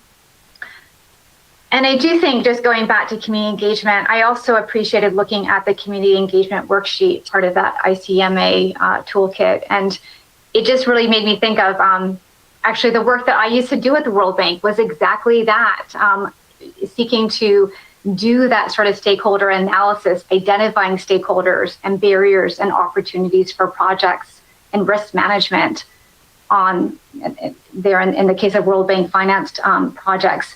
And the idea is for community engagement not to be reactive, but to be proactive. And I think that can bring so much to our city, because someone who is trained in stakeholder analysis and community engagement will know when community is coming out and reacting, if they have all the voices, because they've actually identified, because sometimes there are project affected peoples who may not know always that they're the ways that they're affected, or they may not have the voice and the power to coalesce. And so I think that having those positions helps us to understand when we hear community voices, if we're hearing all of the voices in the picture. So again, I do think that reading the toolkit just reminding me the importance of that sort of position in all that we do. So just again, want to thank city staff for this helpful presentation. thank you, Councilmember Chamberlain Kranga. I know you've served on the DDA, so you have a unique perspective there, and you've been very in your day job. You touch on a lot of these other issues that we're talking about tonight. So appreciate your perspective on all of these things. Moving up, I'm going to go to Councilmember Erickson Galt. Thank you, Mayor.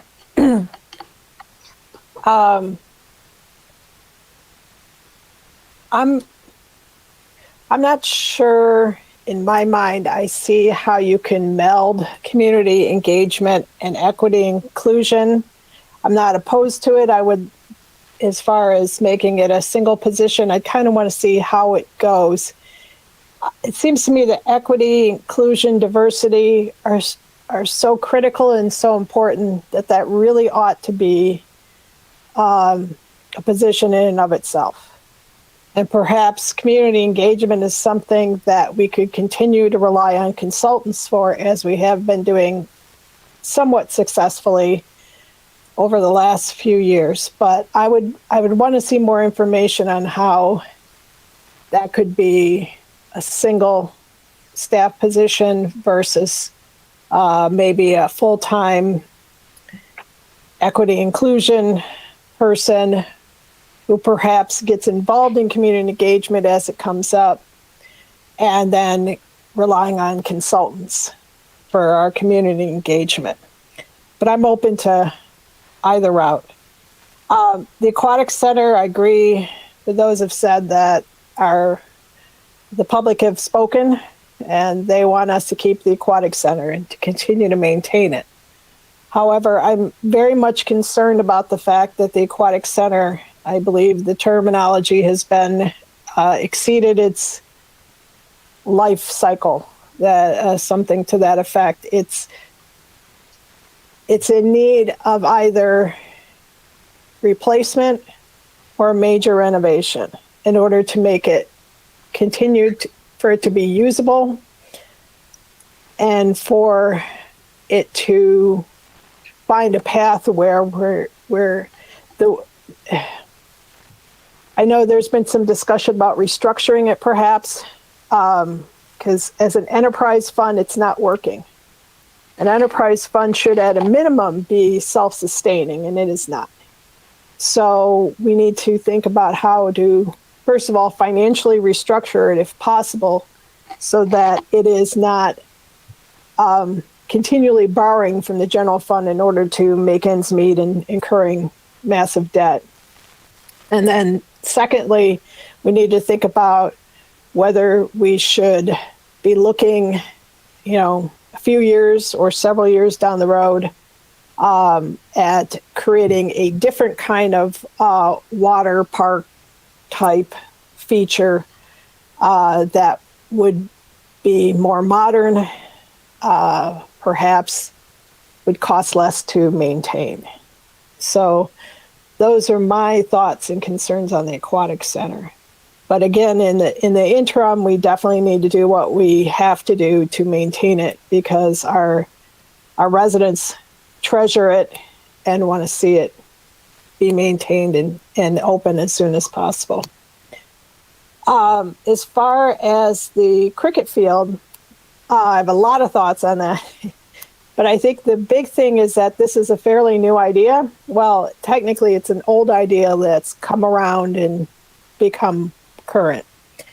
I think we need to have a definite plan for how we're going to do it before we decide where it fits in the budget. For instance, the last report on this was wonderful. It gave a lot of information. However, in talking with people in the community, they have a lot of different ideas for how we might achieve a cricket field, such as, for instance, using the existing field next to the community center and simply moving the pitch so that it's properly centered in the field. Without getting into great detail, that's just bringing up that point to emphasize that that would be a much more cost-effective way if that's feasible. Obviously we have to look at the feasibility of it. versus a plan for creating a whole field from scratch, such as using the John R. property. So you're talking about two completely different financial issues. I think that a cricket field would be a great opportunity for a public-private partnership. And that is another thing I've had discussions with people in the community about is, can we look to money from private companies, from foundations, to fund that project? Is there a way to do that in a way that it still remain maintained as a public good, so that it's not we don't want to, obviously I don't think it would be helpful to have a cricket field that's controlled or by a private entity. But I know, for instance, when we created the dog park, there was a type of public-private partnership that went into creating that. I think that a cricket field would be an excellent opportunity for that if it can be managed. And that would perhaps alleviate the issue of finding the funds to make it happen. So that's my thoughts on the cricket field. As far as the DDA, I'm happy to hear that we're going to be having a meeting soon. One of my frustrations is looking at what DDAs are doing in some other surrounding cities, for instance, Royal Oak, which has a much more, a DDA with much broader powers and authority that's allowed them to provide some immediate relief for their small businesses that are suffering.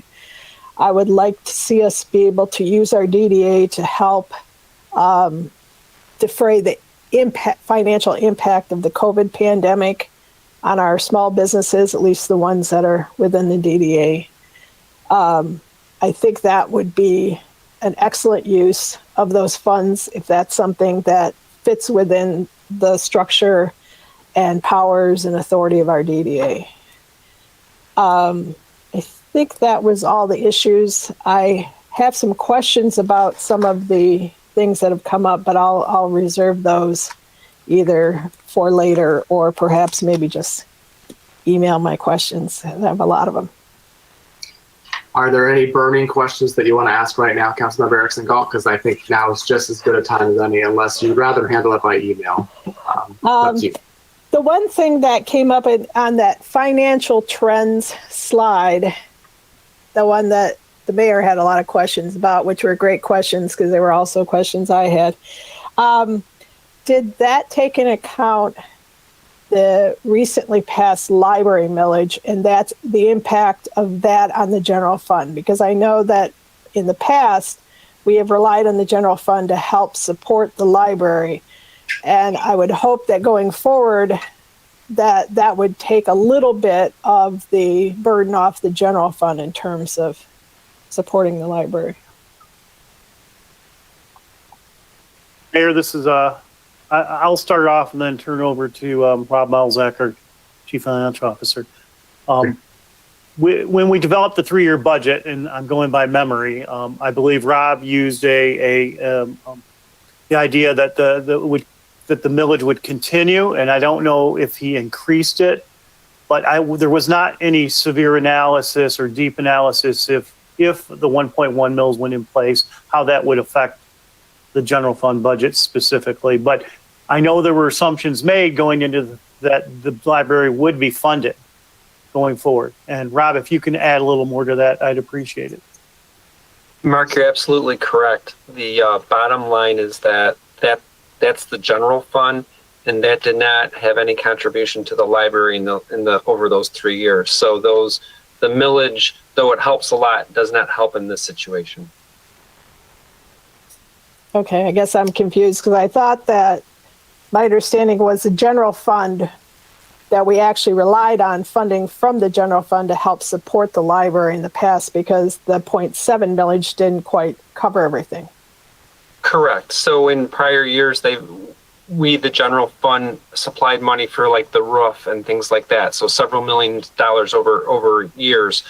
But in the year 21, 22, and 23, there was no contribution from the general fund to support the library. I see.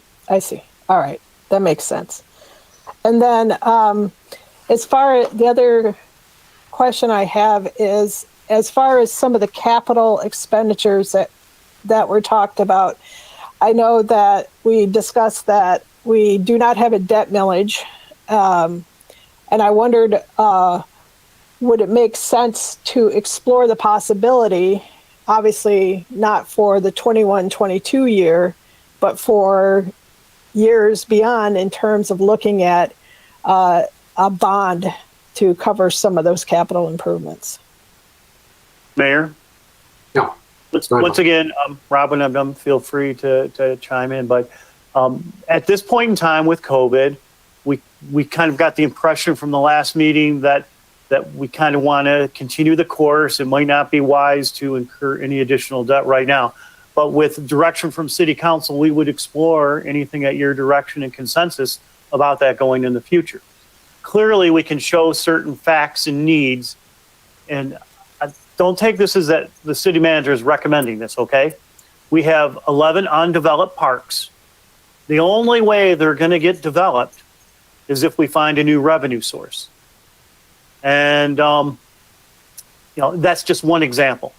So if council asks us and has consensus to start exploring that, we will certainly do that, because there are clearly needs that are out there. And if we do have additional funding sources, it then can alleviate the pressure both on the general fund potentially and the capital fund. Rob, I don't know if you have anything else to add since you're the expert in that arena. Well said. Bob, did you want to say something? Yeah, I hope that the community survey will help kind of point us in the right direction regarding that question as well.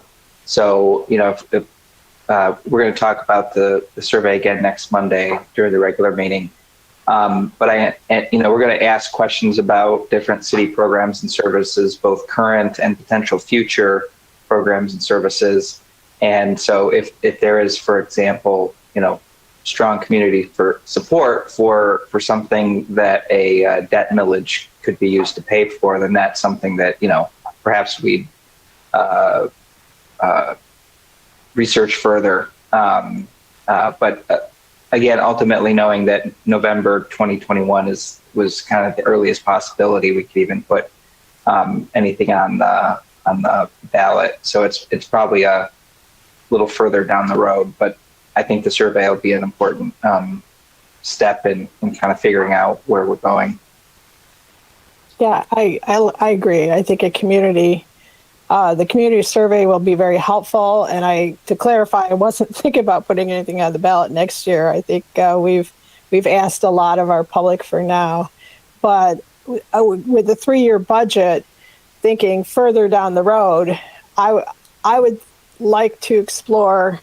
I believe that it was mentioned earlier, maybe Bill mentioned that in the past we have used bonds to pay for instance, streets. And that is something that is very important. I think a lot of people in Troy pride themselves on having great streets, well-maintained streets. And that would be something that I would like to think about, not for the immediate future, but maybe once we get past COVID and whatever financial impacts are from that, to think about looking at the possibility of a bond for paying for something as critical and important as streets. But that's all. Thank you. Eric Segal, I think just not wanting to get into this major conversation about debt millages and such, I think that the community is, we've learned that people, if we're going to ask them to spend more money, they want to know exactly where it's going. And I think it's an easier thing for someone to look at when it's saying, okay, well, it's going for these roads, or it's going for this capital project that I can go use with my family, or something along the lines, as opposed to it's just going for government services, in an operating millage, right? So that is something to explore and to talk about further. But obviously tonight's not the night necessarily to do that, but I appreciate you asking that question, Councilman Erickson Gold, and also for your continued conversations with people in the community about the cricket pitch, because I think that is something we need to continue to talk about, but we'll get there. Councilmember Hamilton, you are next. Thank you, Mayor. It's so strange to be one of the last to speak. I always kind of jump out and speak first, so this is kind of nice. I've already heard a lot of the points made that I was thinking about. To me, the kind of theme I'm seeing here is that the amount, and this is something I say a lot, is that the amount that a community is willing to invest in their city government is based on how much they trust that city government. And it's kind of interesting that it's been in the news about our history, our dark history in the city the last few years, where trust was broken with the previous city manager and certain council members. And so we've been working extremely hard to rebuild that trust with our community. And to me, when I look at the questions before us, do we need a community engagement person? Do we need diversity and inclusion person? Do we need to invest in body cameras? To me, all those are essential to rebuilding trust. And I think they're all worth investing in right now. I mean, I don't even want to do one full-time. I want to do 2 full-time equivalents for those 2, because I think building that trust is the key for us in 2, 3, 4 years down the road to ask our community to invest more in this. Because if we're going to have a long-term sustained aquatic center, if we're going to build a cricket field, if we're going to develop some undeveloped parts, we're going, clearly, when you see the budget trends, we're going to need more investment in this community. So to get there, we have to invest in rebuilding trust and understanding with our community, continuing to build that trust and understanding. So I think we need to invest in it all now as an overall effort to, in the future, ask for further investment from our community. So I guess my take is number one, I think we should provide all the funding we need for body cameras for public safety. Public safety is number one. That to me is a must, but I think we need full-time for both community engagement and diversity inclusion as soon as we can. And, if in the end we can't build the trust to get the further investment, then we would have to ask the question, but I think it's critical right now to invest in that. Community engagement is the number one thing that was missing. We have one of the most diverse communities in the state of Michigan. I think we need to invest in all these for our long-term future. I agree also that, I don't want anything on the ballot next year or in the near future. We got to get through COVID. We got to get through the economic effects of COVID. But after that, if we invest in building trust in our community, it'll pay back dividends in the future years. I think we have to do all of it. And those also in regards to the graph that showed the fund balance going down. You have to kind of look at the previous budget presentations of the last few years to really compare apples to apples, because we kind of see that trend every budget year, because it's looking at past actual versus future projected budgets, and our budgets are budgeted for full employment. We're often several million below them. So kind of looked at previous budget presentations to see that. You kind of saw that every year. But it also shows the effect that fund balance is an uncertain thing. Our revenue sources are an uncertain thing, and it's worth looking into. But to me, I'm not as pessimistic, I guess, from looking at this. But I think we have to do this investment. It's critical for our community. Thank you, Councilman Hamilton. I hear you.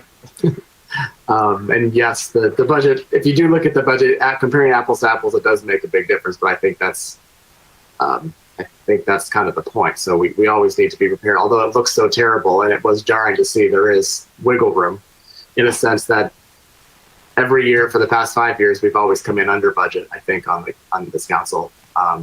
So we can't always count on that, but there is, we can realize that it's not going to be necessarily as bad as it looks. So we'll talk a little bit more about that when we need to. Councilmember Hoderick, you're up. Really appreciate hearing everybody's thoughts, and pretty much, I agree with everyone. The overall reflection on the rebuilding of trust, I think, is the higher order thing that we need to do. I often say staff has council's backs as we try to bring forward what our residents want, and we need to have staff's backs with helping to rebuild that trust and really make sure we're representing our residents. So for me, talking about the cricket pitch, I love the idea, and obviously we had a number of people who called in, but I want to make sure that the approach the city takes for establishing funding for projects is utilized for a project like that, because it's not a small one. We have a Parks and Rec board that had a Parks and Rec plan that we're trying to work our budgets toward. So this to me is a new idea that I want to commit to the community. We want to wrestle it down, put it through the processes of the city, and make sure we properly fund it. But I don't know that I feel like in a year that we're talking about status quo, that we're wondering about, how COVID will affect us next year, that I'm wanting to jump on building a cricket pitch, or, that I feel comfortable saying, hey, I was one of the folks on council that directed staff to, make it happen this year. If that's, I'm not sure exactly what the input is you're looking for on the cricket pitch, but to me, that's not a status quo thing. That's a big project to undertake. And to me, it's also part of a bigger picture of, when we talk about the 11 undeveloped parks, is one of those parks potentially cricket pitch type place? And are we looking at how we fund the cricket pitch in the context of an overall plan for how we, improve those parks, which gets to talking about maybe bond or maybe a green space or park millage, which again, in a status quo year, I'm not inclined to want to go there this year, but maybe that's a 2-year or 3-year outlook once we get through COVID. So I'm a little bit thinking out loud on that, but I love the idea of a cricket pitch, but I'm committed to the idea that we continue to do things as fiscally responsibly and with a really strategic approach to how we implement new ideas like that. That's kind of where my head is. The Aquatic Center, we've committed for making sure we have it next summer. Again, I guess both on cricket pitch and Aquatic Center and the parks, the community engagement survey that we're doing, I think it's going to give us some indication of where we can go. In terms of the DDA, I just want to get in on that with that joint meeting and start to have that dialogue and hear what the possibilities are. And so my initial thought is I just want the meeting, and from there I have some other things, crazy thoughts going around in my head, but I'd like to hold them until we have that meeting and until I hear, from the DDA as well, about some of their dreams and aspirations and strategic needs, again, coming out of COVID, how we support the businesses. As Councilwoman Galt was talking about, some DDAs are, the communities are able to lean on them to help those businesses come back. Maybe our DDA is talking about that a little in their heads too. I don't know. And I look forward to that meeting. The equity and inclusion, I was really pleased to see that in our packet going into this meeting tonight. I was involved with an overall strategic discussion in another organization, not a city, but they're actually recognizing the challenges of how much our society is changing, and it's fast. There are many tensions as a result of the changes. They're generational, their diversity, and it's a challenge for leadership and for any entity to make sure it's serving its constituents in the context of that change and so many challenges that it presents. They're actually looking at establishing a new staff position, a cultural engagement director is what they called it. So I thought it was interesting that here we are talking about these two positions, and here I had just heard a week ago about a cultural engagement director in another organization. I think that is almost, it can be considered a soft side of the business, but in a community like this one, it's critical. It can even be considered a safety initiative to make sure that we are really understanding one another, how we live together, how we work together, how we grow together and thrive together. So that equity inclusion type of a position to me is a priority. If we were going to use a consultant for anything, I would continue to do it for the community engagement, because I think we can commit to helping in that process for the next year. So if you had to prioritize one position over the other,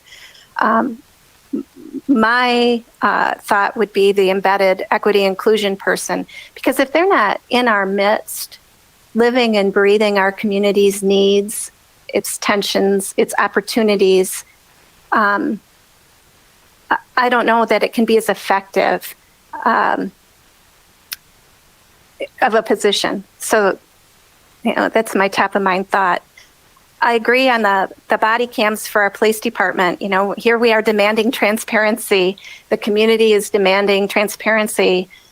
We've got to put, our resources where our demands are. And that, to me, is a priority. The roads and infrastructure. Mr.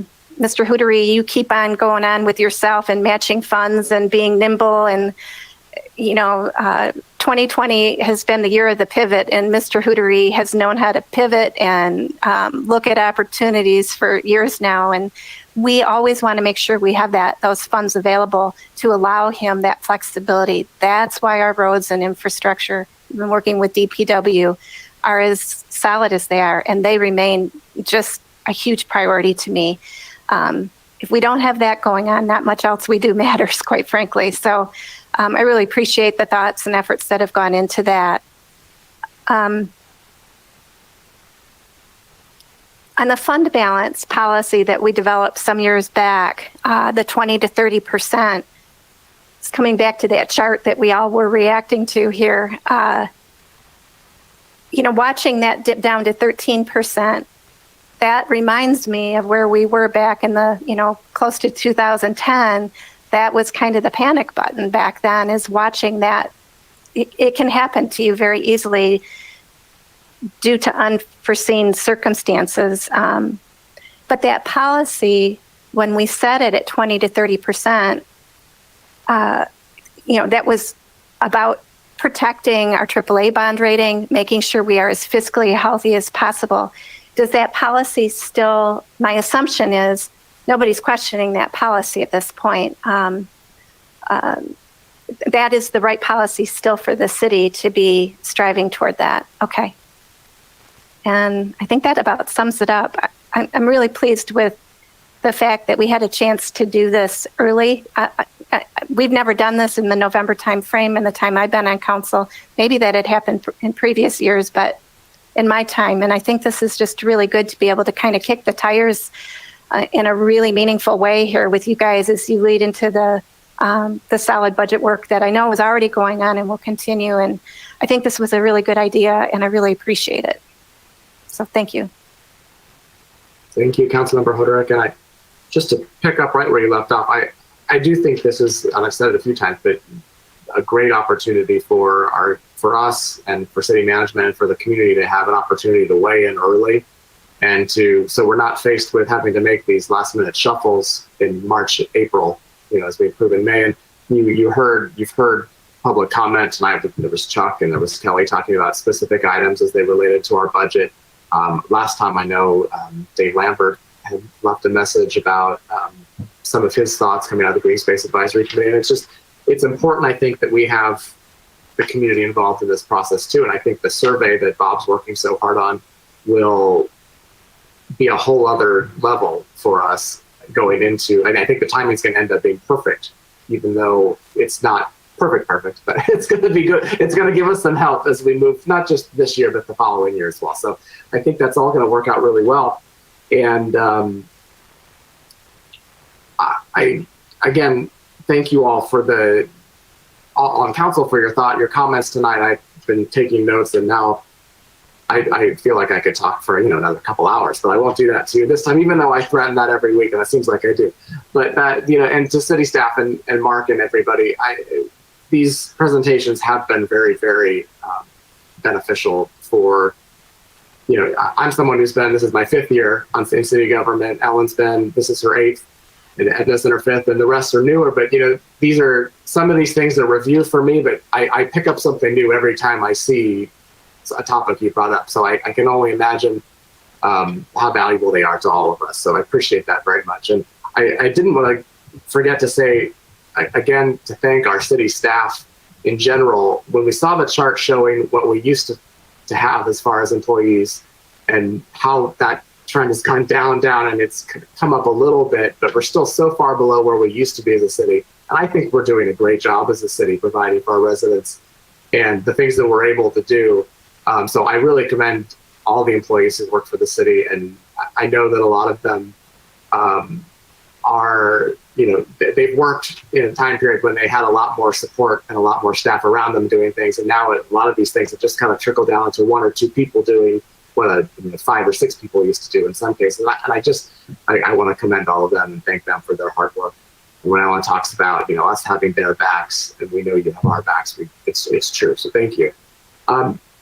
As for the specific things, it was interesting from my perspective to kind of go through all of you and to listen to where we are on certain things. There's a lot of, I think, and Mark, I know as you were taking notes, there's a lot of, we're on the same page on a lot of the issues, it seems like. I think one of the things we're struggling at right now is we pretty much want to fully fund everything. And we're not necessarily able to do that. So we leave that up to you to try to figure out and come back to something. And we've already told you we don't want to ask for any more money from our residents this next year. So that I think is the struggle. But I'm going to start with the community engagement and the diversity, equity, and inclusion roles. When Councilmember Abraham talked about maybe we combine, I thought, okay, that's a good thing to think about. And I thought, well, maybe that makes sense. And I by the time we got to Anne, I thought, Anne, when Anne said what she had said, I was kind of right there with her. To me, I see those as separate roles. I think that you could probably find somebody who could do both, but I think that what we want and what our city wants is somebody who's an expert in both. And that's going to take 2 different people. Whether or not we can be as ambitious as Councilman Hamilton would like and fully fund 2 full-time people right now, I don't know that that's necessarily the best course.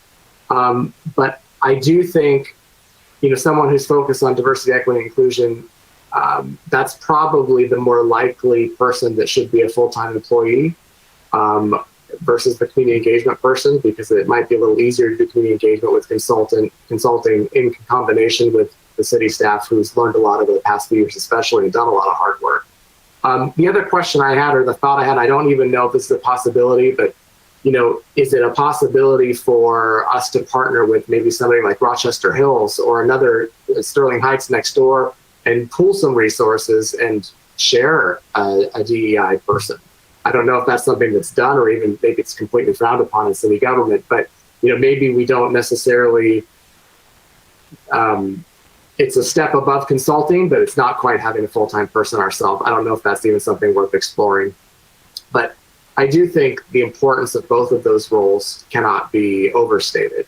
Where we are as a community, and where we need to go as a community, as we talked about trust with Councilman Hamilton, it brought into the picture.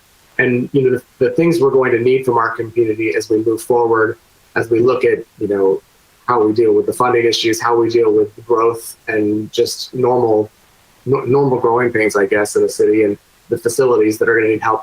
We do need to have both the DEI and the community engagement aspects covered well. So I do think that those are a priority. I don't think we can quite go towards 2 full-time employees yet, but I don't think it's right to have one person do both. So somewhere in the middle, shocker, is where I'd like to see things go if possible. And as for the community engagement aspect, I we've all kind of, we're blue in the face talking about the importance of community engagement, and we know that. And I think, Mark, you know that. And I want to say, I know that certain city staff members have taken on some more active community engagement roles over the past couple of years that they probably weren't expecting to do. And they've done a very good job. And we know we need to get to that next level. And that it has to be a priority as well. So the DDA, again, joint meeting, let's have that separate discussion with that. Lots of opportunities, lots of things to discuss. But sitting on that board as well, I already know that they're talking about their ideas and the things they'd like to see done with that additional funding. And so I think it's unfair although we approved that budget overall, the city's budget, I think it's unfair for us to come in with too many of our own expectations without having the opportunity to hear from them and see what their expertise can bring to us, because that is their role. So looking forward to that. Body cams are certainly, I know, something we've talked about. They're going to be expensive. I think they're necessary. I loved hearing from Chief Nastasi about the evolution, I guess, of a body cam, and how, there's other options as opposed to having to manually press a button for it to go into effect. That's, if there's somewhere it could be automatically activated, that would be amazing. I think that'll only give us a better product as well.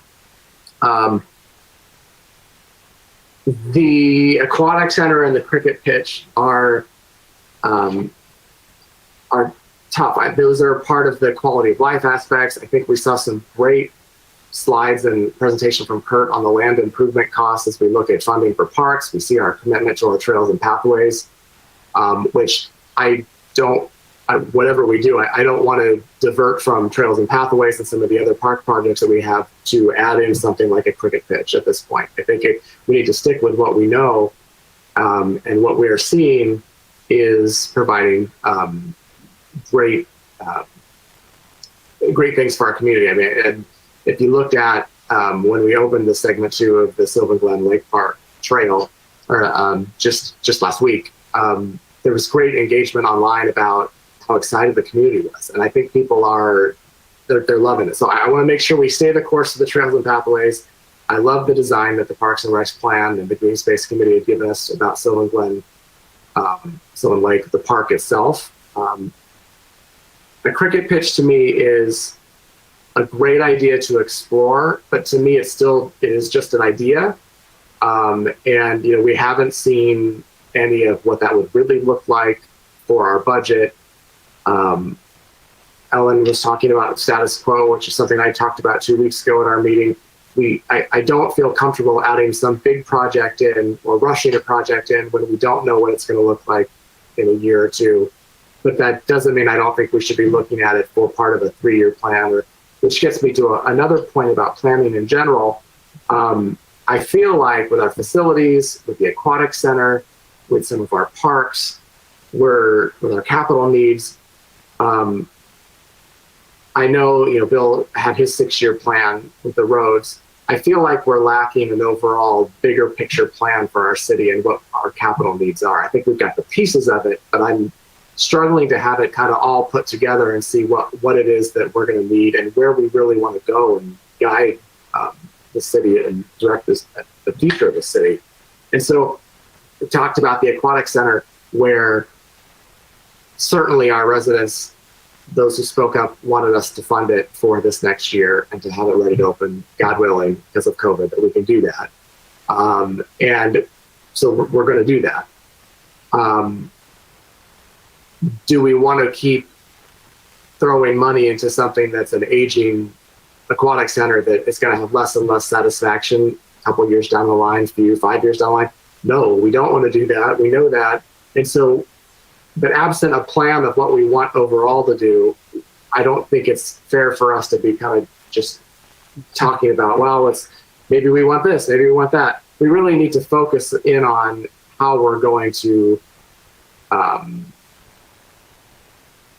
present or have a whether it's Civic Center as a whole or a parks plan or something, what we're going to do for our residents.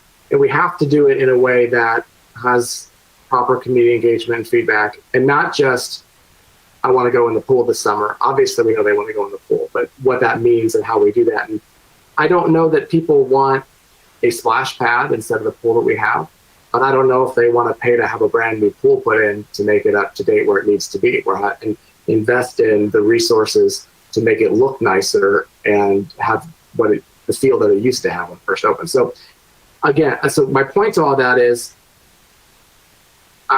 I had said when we talked about the Aquatic Center before, I think we need to have some special meetings in the next year to really focus on what we're doing. And because we can get away with just kind of status quoing with that specific thing for a year or two, but we need to be ready to have a bigger plan and a broader plan. And if that could be part of an overall plan for some of our other facilities and capital needs, with a chart and a map and a couple of things, I think that would be really beneficial for everyone.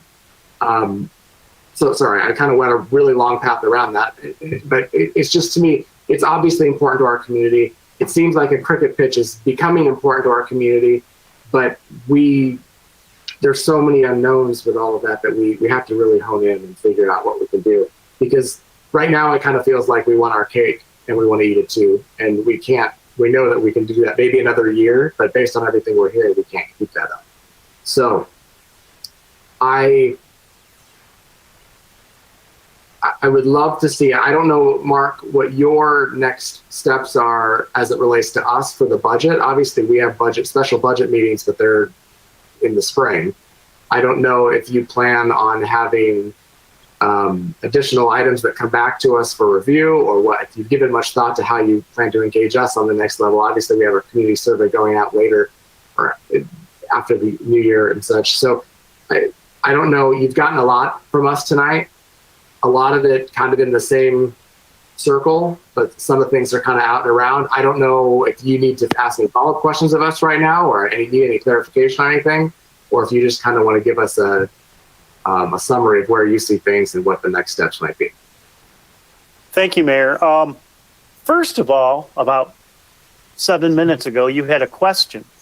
And your question is, can governments work together? And I was concentrating on the meeting and I forgot the state act, but I think it's interlocal governmental agreements. Is that correct, Lori? And we actually do some things, like we provide lockup services for Clausen and dispatch, things like that. So communities could do that. Like sometimes communities share building officials, things like that. So there are some levels of possibility. I'm not sure if it's the right way to go. Okay, second, we want to take all this information and synthesize it along with let's say the DDA special meeting and the surveys, and then we'll develop a plan of how much of what interaction we'll need with council, because I'm not exactly sure right this moment, to be honest. But I think we have really good information. I think we may be able to end up justifying some positions, given that we haven't had other positions. So let us synthesize this and we'll get back with council, because I also have some other ideas I want to bounce off with staff, both regarding community engagement, how to do it, and also with equity and inclusion. I think part of the problem with equity and inclusion is that we need to develop a plan of what we want to do. Where do we want to go? What type of, if we're going to hire someone, what type of professional, what level? And trying to get out of it. So let us think about it and come back, and we'll do that. We won't be asking for any study meetings in December, but we'll probably need to do a budget study meeting in the new year. Great. With that, we'll answer any questions. And from my standpoint, I really appreciate this, and I know council may not believe it, but staff really wants to know how council thinks the public resources should be spent, because they are given an awesome might not be the right word, an intensive or a big responsibility to spend those public dollars appropriately. And clearly your job is to set that policy, and it really helps our staff in doing that. And it sort of gives them a level of support. The council's on board and has added to where those dollars should be spent. So we appreciate it and thank you. And if there are any questions from staff who might help us in the future, with the mayor's permission, does anyone have anything to add or to ask to help hone this down? If not, that's fine. Thank you, and I'll answer any questions council has. And any questions or anything that's come up that we need? Councilmember Chamberlain Craig. Just really quick, Mayor. Just wondered whether it's now or later, could just clarify the difference between funding that is from a public-private partnership versus funding that's from grant dollars, because I think I've heard those things used interchangeably, and trying to remember my municipal finance training, I know those are very different, and coming from the philanthropic field, of course, they're quite different. So I don't know if you could clarify the difference, and in the case of public-private partnerships, PPPs, can those be used for just capital, which I thought was my understanding, or is it capital and operating? Well, Mayor, the public-private partnerships can come in a wide variety of matters. You could state that our city and nonprofit relationship to operate both the nature center and the historic village, those are public-private partnerships because those are private entities, nonprofits, and we do give them some money. Another different weird level, let's just say we were going for naming rights. That would be another type of public-private partnership. Now, what is really tough is I know from my professional background and my professional experience, it's really hard to ask for donations. It just doesn't feel right from our standpoint. That's just another, because some people say you can just have, companies donate, but that is uncomfortable from our standpoint. Another type of public-private partnership, and it was noted, was the dog park. Well, the dog park was a development with a planned unit development. Just really quick, now I'm going to get geeky on you. That private property had a lot of regulated floodplain and wetlands. It was so regulated you couldn't build, and we had vacant land. So what we allowed to do in the public-private partnership is then to basically carve out more floodplain on our land, add that dirt to their land to get it out of the floodplain, and then therefore they built the dog park for us and some electrical connections and water lines. And Kurt, if there's anything else that they threw in there, that there's probably some cash too. That's just another example of one. Off the top of my head, I can't remember of any other types of public-private partnerships, just off the top of my head. And I think the other part of that was grants specifically. Like I know we sought grants funding for Trails and Pathways prior that we didn't get awarded, and but there's a difference between. There's often a lot of strings with those grant funds, right? I mean, yeah. So the state has historically had grants to help acquire natural land, like through the trust fund. And my earlier career, I did a lot of that. And also, back in the day, there was a recreation bond program. And I think it still exists to some degree. Now, first of all, the most important point is to qualify for that state funding is that it be included in your parks and recreation plan. So let's take the cricket field. It wouldn't even qualify because it's not in our parks and rec plan. So where I'm going to come from is that we need to follow a process. What do we need? Should we look at revising the parks and recreation plan? And is the community support that? Do they want it? Now that will bring in some other issues because our parks and recreation plan wasn't all about building a bunch of things. In fact, it recognized we didn't have a lot of money. So we would then have to, we have 11 undeveloped parks and then potentially the idea of a cricket field. How do those intermesh and which one's really more important? And part of how you hash that out is through the Parks and Rec plan. So there are some limited grant programs through the state of Michigan, and that's where in our Parks and Rec plan is so important because it has to be included in that plan. And I'm not really aware of a lot of other dollars available for grants for municipalities to build parks and things of that nature. I'm just not aware of any. Very good. Thank you, Mark. That was impressive knowledge. So thank you. Mayor Pro Tem Brooks, I think you had a hand up. Yes, thank you, Mayor. No, I was just wondering if on that one graph where the expenditures were going up so much and the fund balance was going down, and Mayor, you had asked a lot of questions as to why the expenditures were going up so much. Did we get a response to that? Yeah, I was going to follow up with an email. I'm sure that it was more than a 3-year outlook. I think it was probably 3 or 4 years there, but I am curious about that as well. I wasn't sure exactly where that increased $10 million in expenditures came from. Obviously, it goes up a little bit each year normally, but if you're not prepared to give some kind of answer to that right now, if we could get an email on that or what those assumptions were. Mark, I see CFO Nozick has raised his hand. Fair enough to call on him? Rob? Yeah, I cannot answer the question, but if Rob feels like he has a good response, please feel free, Rob. Sure. And again, that first year that we're going off of, the last year of actuals, the budget for that was, we were under budget by about $4 or $5 million. So again, we're assuming we're going to be under budget in all those years. So when you see those numbers going up in the budget so much, the reality is, well, like Councilmember Hamilton said, well, not to be pessimistic, we won't reach those dollar values. We just won't, because we'll have unfilled positions. We just won't spend money. I see. I think it's late. We can talk about this later, but it's difficult to make, to see that. I guess my point is, if we know that those assumptions are there, I think that chart's a little bit, I understand why it was presented the way it was, and that's how we do our budgeting, but it also it runs the risk of overstating a potential shortfall, and I don't think we need to be projecting that necessarily in that manner.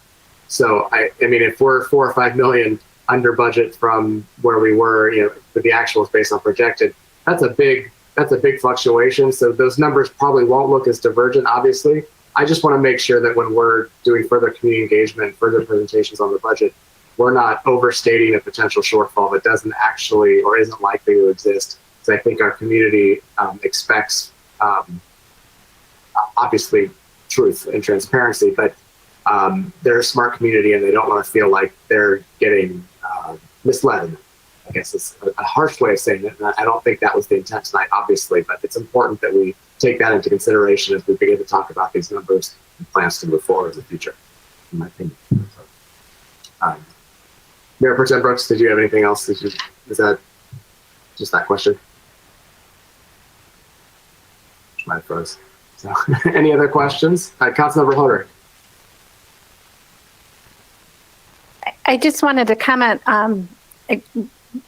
I never count on grants coming through for us. We have the museum, the nature center, philanthropic organizations in the city that work very hard and are really relying on grants, especially since 2008. And it's not a given that that there's going to be some sort of money out there. So, in terms of when you're looking for council direction, yes, of course, if you guys see grants, if you see opportunities, if you hear of them, look for them. But I am functioning really in a fiscally conservative way and assuming that that's, we're not going to find dollars like that. I'm mindful of the buildings and whatnot in the city that do have issues that come up where we just can't anticipate those funding needs. And, the Troy Farm comes to mind. The museum had some project creep happen. We had the nature center with some project creep. These kinds of unanticipated changes come into play. And, in my own home, we try to work to be ready for those instances. And that's basically been an approach in this city all along, is to be very fiscally conservative in that regard. And I don't want to lose that. And I don't think this council is indicating that it wants to either, but I just wanted to come full circle to come back to that legacy, that trend that we've always had to be very conservative. I think has served us well. And I appreciate that staff is sense checking with us on on a number of items because we all dream of doing different things in the city, but we need to be practical as we try to do them. So I appreciate the processes and the institutional knowledge that's here in the city, and really want to continue to leverage it. So keep helping us understand what's possible and not possible. Thank you. Thank you, Ellen. Mayor Pro Tem Brooks, I saw your hand go back. I know Councilmember Erickson Gold also raised her hand, so and it looks like You can go on to Councilmember. Am I up? you're up. Sorry. Yeah. Thank you, Mayor. Thank you. Hopefully a quick question. I know that the Oakland County recently passed a parks millage, and my understanding was at least a portion of that was going to be in grants that would be given out, presumably for things that are in our parks plan, which a cricket field is not currently in our parks plan. So have we explored at all the possibility of getting grants from that, from the county for our existing parks needs? City Manager Miller. Mayor, a couple weeks ago, I know Kurt Bobenseep and his staff either did a report for council or asked a question, and at the time before the election, there was no rules identified. And I don't know if Kurt, if you have any more information, feel free to add it. Thank you. We're still waiting to hear a response from Oakland County on how to proceed with those grant opportunities. Great.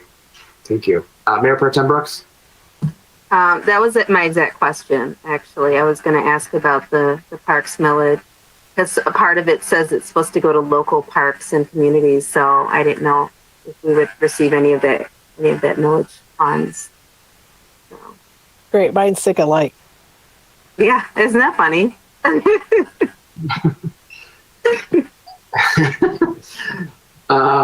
Any other questions this evening? No, last chance. All right. Well, I don't see that there's any other business this evening, so we will move on. I'll say a reminder, stay safe and healthy, everybody. Please be thinking of our healthcare heroes, first and frontline responders. They're still out there doing everything they can to keep us safe and putting their own lives at risk. So thank you to all of you. And with that, we are adjourned. Good night.